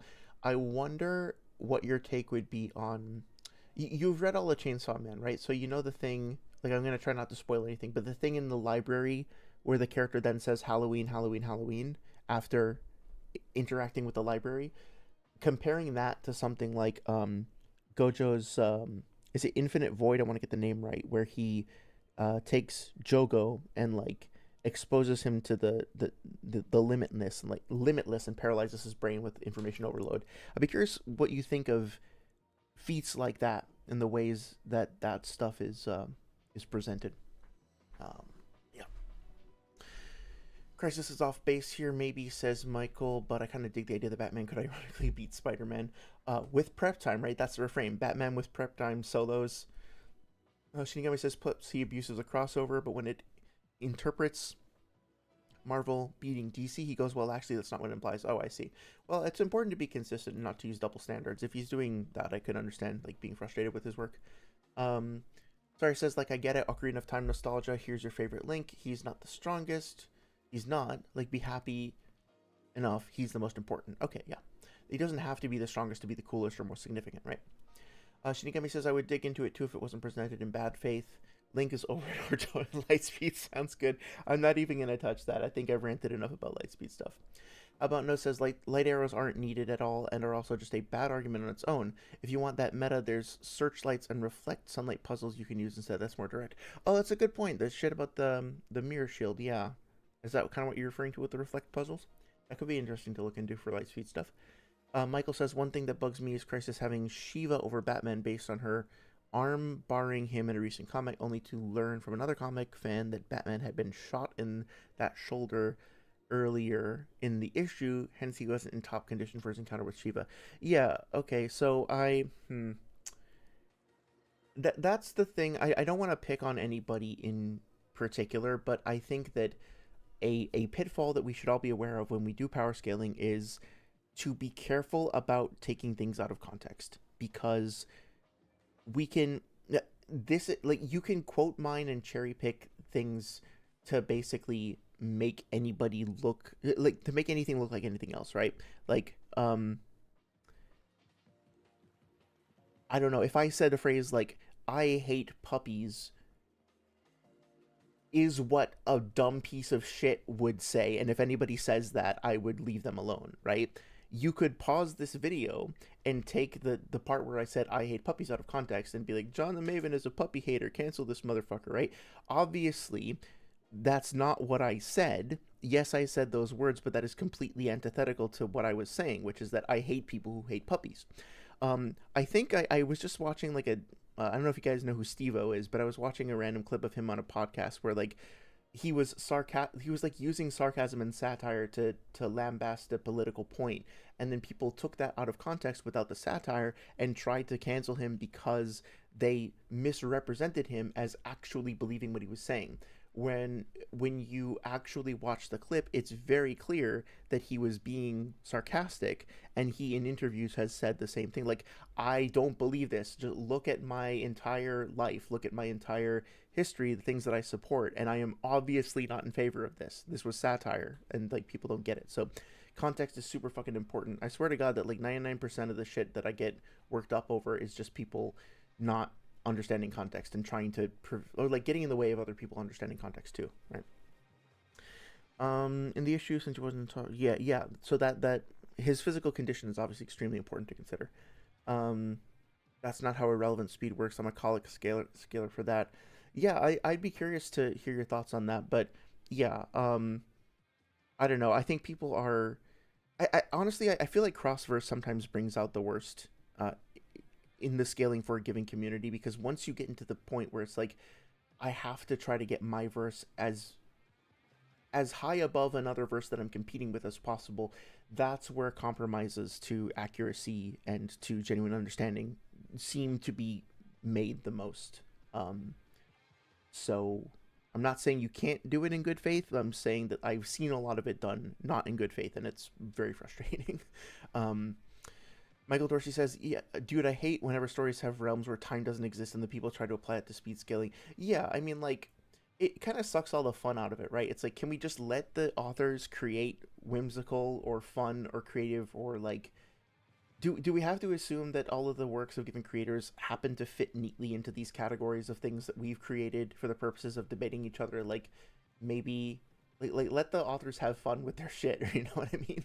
Um, it's immeasurable speed at best. Okay, so there's a difference between immeasurable, and irrelevant. Okay. Um, Saria says, for me, I don't like the sunlight one because it feels dishonest, right? Like, Ego Stuikana is reacting to Link's movement with his shield. Yeah, yeah. Well, that's an interesting point with regards to, you know, light speed argumentation. Something that I was thinking about recently is Flash Pillar, right? There's this came up in one of Sage's videos, I think, that like they she the like one of the Raikage's shinobi uses this genjutsu called Flash Pillar, and it creates like a flashbang. We talked about this a couple streams ago, right? And so um, Madara and Obito shield their eyes from the incoming flash, and so people look at that and they're like, okay, well, clearly Madara and Obito are faster than light because they're reacting to light. Yeah, or it's equivalent to like they just got a bright fucking flashlight shine in their face, and so they instinctively like raise their eyes up to like shield their eyes after their eyes perceived the light and they started squinting, and they were like, oh damn, this shit is bright, I guess I better adjust to that, right? Like, people looking at that and being like, well, clearly they dodged the incoming photons. It's like, come on, please, do we have to do this? It's so annoying. um yeah. Genjutsu, Ursa says Genjutsu wouldn't work on Bleach characters because they don't have stamina biologically, in my view. Maybe a chakra network is necessary, but that works on most verses because meridians are a thing. Um, what if, just to play devil's advocate, what if we just consider stamina? So, like, human beings at a baseline get tired, mentally as well as physically. And so, as long as characters in, did you say Bleach or One Piece? I lost the thread. Sorry. Bleach, right? So as long as characters in Bleach can get mentally fatigued and can get physically fatigued, then you could maybe argue that they have a version of stamina. Since, I mean, like, stamina is kind of presented almost as its own force in Naruto, but when you break it down semantically, what it is a combination of your mental energy and your physical energy. And if you're willing to be a little loose with that definition, then, I mean, like, the term stamina exists in the real world, obviously, right? Like, my mental stamina and my physical stamina are both things that decline over the course of the day. You may hear it in my voice now that my throat stamina is decreasing, and as I start to ramble more and more, so is my mental stamina decreasing. So I think that, like, you could probably find a way to verse equalize over that terminology, but it is a little sketchy. I'll acknowledge that. Um, I'd be wrong. Maybe something at N64 and 3DS. Yeah, I'm not as familiar with the 3DS verse for sure. I'm not referring to egos. Okay, I'm not really sure what you guys are talking about, but it seems like you're making some progress there. So I'll let you guys continue. Ursa says, how much power does a Triforce afford in terms of physical output? Like, if Triforce is just a Divine Force gem, and those stats boost for sure, or those boost stats for sure, what is Link's physical cap and speed and strength? That's a very interesting question. Sorry says, I'm not sure what else could be used with sunlight, honestly, because Link doesn't react to sunlight or anyone else. How do we reconcile? It's fantasy and I don't think about it. Okay, that's honestly, that is a perfectly reasonable answer. That is absolutely something I would accept. I would accept that a much more over like, this is undeniable and you have to believe this. Like, yes, it's fantasy. Thank you for saying that. How about No says, game where a nuke goes off every time you activate the ability and the screen is just a white flash. Um, don't know what you're referring to there. But you did remind me, isn't there a game where you can literally parry a nuke? Um, and then they actually gave you the option to, like, if you're falling from height, you can actually parry the ground itself to survive the fall. I really need to check that shit out. It seems really cool. Um, Ursa says exactly my point. Sorry, I don't think to disprove a claim about a fantasy by claiming it's not realistic enough. Yeah. Um, I had a friend who used to say, don't look for logic in illogical myths as an example. Like, I know as I say this that somebody out there in the world right now is power scaling Greek mythological characters and not just like in God of War or whatever. So, like, it's certain areas where maybe this stuff doesn't really apply. um, Sorry, I said same way I did the fun thing of seeing how fast a opponent could cross the continent and only takes a few hours. I'm not applying it to anything that shouldn't be possible, but it is, so I accept it. Yeah, it's for fun, right? It's a creative way of looking at things. Ursa says there's a character in JJK Modulo that does exactly what you visually demand for near light speed movement. Okay, cool. Yeah, I've had multiple people tell me now that I need to go back and watch. What is Modulo different from JJK Zero? Are they two different things? But I've been told that I need to go back and, like, basically keep consuming and keep going forward with JJK stuff. So Shinigami says a few things before I go. John sent to me on Discord what you want to talk about in intelligence or whatever. Would love to talk to you about everything. Yeah, I'd be happy to, dude. Let me write a note to follow up with you. Shinigami intelligence overload library Halloween. I will actually remember what that means. Sorry says at Ursa, I just don't think about it honestly. I mean, I do want to see Superman leveling cities because he's moving at the speed of light. Or do you want to? No, not really. Neither do the writers, thankfully. Okay, that's fair. Yeah. So I just go, it's a thing, it's happening, fun. What is this having fun with power scaling? You're not allowed to do that. Shinigami says the reason why the arguments suck primarily comes down to the fact that Sage indirectly conceded that a chakra network is still needed to work, and crossing over and the likes doesn't give it a chakra network. Okay, I gotcha. Well, yeah, I mean, like, if it does need a chakra network, then you would need to demonstrate that a chakra network exists in the other verse, right? I just don't necessarily agree that a chakra network is required, but I can understand. I think it's a pretty, of all the topics that we've talked about, like Lightspeed and Naruto, to me, there's like a couple of arguments maybe for it. Universal Naruto, like, absolutely fucking not. Cross-verse chakra stuff and genjutsu, I think there's probably a lot more room for interpretation than some of the other stuff we've talked about. So I'm not even mad about it, but I'll go give it a listen. I don't want to judge before hearing the arguments. A lot of confusion says, how about no, around this discussion stems from people not understanding that chakra also just means any energy in Naruto. Boruto calls the planet's orbit chakra. I think Coolsville sucks. Yeah. Nice. I think but I'm not sure. I have to go back and check that what Boruto was saying specifically. Thank you. Um, was didn't he more use that as an analogy? Because I made that argument for a while that like if any Naruto character is gonna be like I was pretty skeptical of the whole planetary Naruto thing, and then I made the argument on stream at one point that since like Boruto goes to use the is it Uzuhiko Rasengan, um then like Sasuke or somebody else says, or no, Kashin Koji says, like, hey, fucking be careful with that, or you're going to destroy the world. And I thought, okay, well, this is clearly evidence that the Uzuhiko is like planetary. But I think looking back at it before, looking back at it later, it's more metaphorical, so to speak. But I'm not sure. We don't need to. I don't need to like push too hard on this. I was just kind of curious. I think he's like it's like using the planet's chakra or something. Well, let's just see. I'm probably misremembering it. We are actually finally talking about Boruto, hooray! I'm pretty sure it happens. Oh no, it happens when code shows up, right? Um. So, oh no, here we go. Here we go. So let's see. Too late. I'll let you live. Dying in vain. Cure for idiocy. Okay, so it would be in chapter 3, TBV.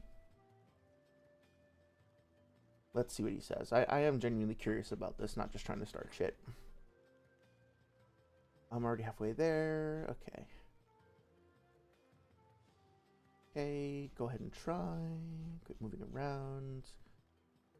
This is... oh yeah, so it should be somewhere around here. Uzuhiko, he says. And he keeps like spinning. Oh, here we go. So what a basic jutsu. So how is it different from a regular Rasengan?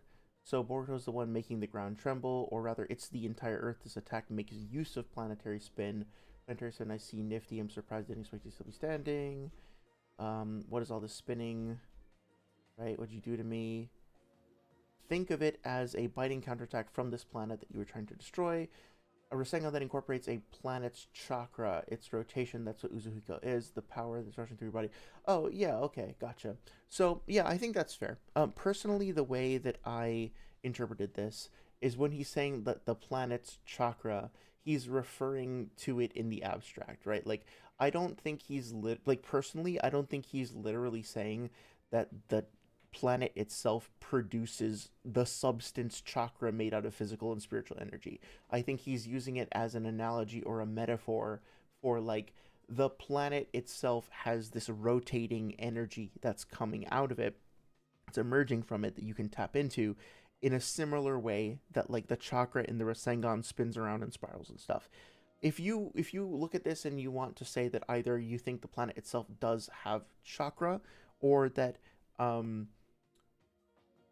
that Boruto at least uses the terminology chakra to refer to energy coming from things in general, then that's totally fine. I won't like argue with you about it. I just came to a different conclusion in my reading, that's all. Oh shit, the music's about to loop. 1 second, let me fix this. I'm gonna have to go in a few minutes because I'm starting to get like really hungry. I forgot to eat dinner like an idiot. So let me just try to catch up on chat real quick though. The reason that arguments suck, blah, blah, blah, it's a hack space feat, but anybody who can make those things for a few seconds gives them very powerful working memory index. Oh, yeah, that's what we were talking about before. Cool. Proficiency index, which combines WMI and PSI at once. An example will be a main character Beyond Birthday, and oh, that's a cool name. I like that. And Yokoya from a manga called Liar Game. They all read massive books and had multiple pages read at once in seconds, and those can range from, say, nearly 1.1 to nearly 10 times better working memory and processing speed indexes compared to superhumans. In Bleach 2, oh, sorry, I dropped that. Uryu was capable of counting the exact cycles from a vibration feather to see how many it does, and in 1 second they do 1.1 to 1.3 million cycles. Oh, damn, okay. And another working memory and processing speed indexes. Yeah, that's really cool. Okay, so, yeah, I definitely want to pick your brain about that more, and learn more about the how like memory retention and recollection is obviously a form of intelligence, right? So that would factor into any sort of intelligence analysis of those characters. That makes sense. Michael says, I don't need One Piece to have the highest, strongest scaling possible. I just need it to scale higher than My Hero Academia so I don't go mad. Damn, okay. That's another series that I need to bone up on, clearly. Um, Shinigami says, irrelevant speed is when you can move beyond the very concepts of space, time, and all infinite dimensions. Asgard exists in a realm that transcends immortal realms beyond space, time, and all dimensions. Keep in mind that the universe alone has infinite spatial dimensions. I see, okay. I think that helps clarify that. I appreciate that. Stamina, spiritual energy, and physical energy stored in the cells. The latter is just ATP. The former is a combination of memories in the soul mind. Yeah, that I think that makes sense, right? So then we would probably agree then on the description of the chakra as being a little bit more metaphorical. Then I think I see a message from you about that coming up as well. So let me hold my horses there. Shinigami says, by the way, I'll send a video about these things as an introduction. I'm not agreeing with the tape because of how it represents Yuichi and Glaze's Aya no Koji, but he is proven helpful. Yeah, I'd be happy to give anything a listen. Saria says, at Ursa, also, as for how much stronger you get with a Triforce piece, I couldn't lie to you. I could tell you we have it all written down in Hyrule Historian, creating a champion, be a total ass. However, and I appreciate this, however, as someone who loves this series with my dying breath, let me tell you, friend, that shit is inconsistent as fuck. Thank you for actually being straightforward and forthcoming with that information. Appreciate that. Twilight Link can wrestle Gorons. Is it because he was born with his Triforce piece, so he gets more perks? Is it because of his personality? I don't fucking know. Well, I power scale. Oh, yeah. Shinigami says, wait, hang on. Saria says, I don't fucking know. Saria then says, but I do know Hero of Time Link can't pick up a fucking bomb flower without the power bracelet. That's a good point, too. Oh, maybe those bomb flowers are super fucking dense. Maybe they weigh like thousands of times more than a normal flower. Just saying. I'm talking post-Master Sword pull. He still has the bracelets on his wrist if you go back in time. Meanwhile, Ganondorf and Zelda become essentially immortal with their pieces sometimes, but Link clearly doesn't because we have a timeline dedicated to the fact that he was put in a body bag. Damn. But then Link is also like immune to being a spirit, so he doesn't die in the curtains of Twilight like everyone else, but then it doesn't protect him from the curses in Majora's Mask. I see, so there's a little bit of nuance there. Shinigami says, well, I power scale mythology for my story, lol. By the way, you're going to go, yeah, no worries, dude. Be safe, have fun, hope you have a great time. How about No says, there's a parry nuke the game. Yo, VA proxy, yeah. The joke I was making was that the consequence of light speed in video games, you activate it, every time you move, the game just crashes. Ah, I got you, yeah. Well, funny enough, I think that Morrowind was actually a game to kind of explore, like, the diegetic implications of characters having, like, saving and loading. I don't know for sure, but I think the character of Nerevar was, like, you can pick up books in the game that describe the player saving and loading and like being immortal and stuff like that, and contextualizes it within the universe as just like superpowers that the Daedric prince or whatever has. I'm getting some of that wrong, but that's the gist of it.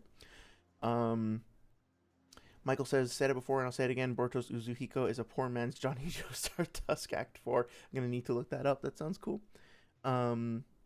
Saria says, you could also argue that the Triforce being sentient, new Link would need those other races' forms and so didn't change him back. Do I believe that? No, because we know it can talk and it doesn't. The Triforce can like verbally talk? I wasn't aware of that. That's cool. How about No says, to clarify, no, that's what I'm saying. When a Naruto character says chakra, they mean chakra, the molded thing. They can also mean any kind of energy or whatever. Oh, okay, sorry. I think I misunderstood what you were saying before. Naruto website says Boruto refers to the planetary energy used for Uzuhiko as a planet's chakra, but this is not the same as the nature energy used by ninjas such as Naruto. Gotcha, okay. I feel like we talked about this before, so sorry if I'm like making you repeat yourself. Would you be able to send me that in Discord if you haven't already? Because I'd love to see that directly. But yeah, that makes sense. Michael Dorsey says, gotta bounce, but really enjoyed the discussion. Good night, folks. Yeah, it was a great time, man. Thank you for stopping by. Hope you have a great night. I'm gonna leave in a second as well. I'm like super hungry. And we will eventually talk about Boruto, I promise. Sorry says, so it just doesn't even bother helping him, so the hero of time of all people must not be worthy of the full thing, if not a single piece. The piece that chose him is talking to him. I see, okay, I gotcha. How about No says, the planet itself has nature energy. Oh, yep, good point. Which is what's responsible for natural elements on the planet, as seen by barren planets post-drain, and is the planet's chakra, which is different from molded chakra. Yes, that makes perfect sense. Okay, I think we're on the same page about all that. I just wasn't sure at first. But okay, I think this is great. We've kind of wrapped up our conversation. I think I'm going to take this time to head out for the night. I'm gonna change the thumbnail because I think it would actually be fun to still do the Boruto versus Naruto discussion at a later time.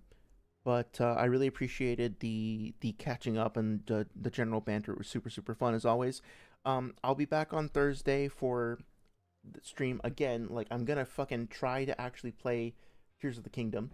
Gonna try and sort out my bullshit capture card that I am very miffed at. But anyway, but I'll have a backup if that doesn't work out. And then next Sunday, yeah, we'll get back to this stuff. Um, I did talk to Sage briefly in the comment section of one of his videos, and he's been pretty friendly about the possibility of us having a conversation. I would like to try to see if we can reconcile our differences on certain topics. I don't know if it'll become like a debate or something that's streamed. I think what I'm going to try to do first is just to say, like, hey, can we just have a frank discussion about some of this stuff, like human to human? And then if the vibe feels right, maybe we'll do like I don't know if the walkie-talkie guys would want to have us on to just like have a roundtable discussion or something. I'd much rather do something along those lines, like have a VC, like just chat, than have a debate. But you know, obviously, if we do anything that winds up being recorded or streamed or whatever, I'm obviously going to share it and I'll let you guys know. So far, conversation seems to be friendly, which I appreciate. So hopefully everything works out. In the meantime, I hope you guys have a great week, weekend, etc. Be safe, have fun, do cool stuff, take care of each other, be kind to yourselves. Bye bye.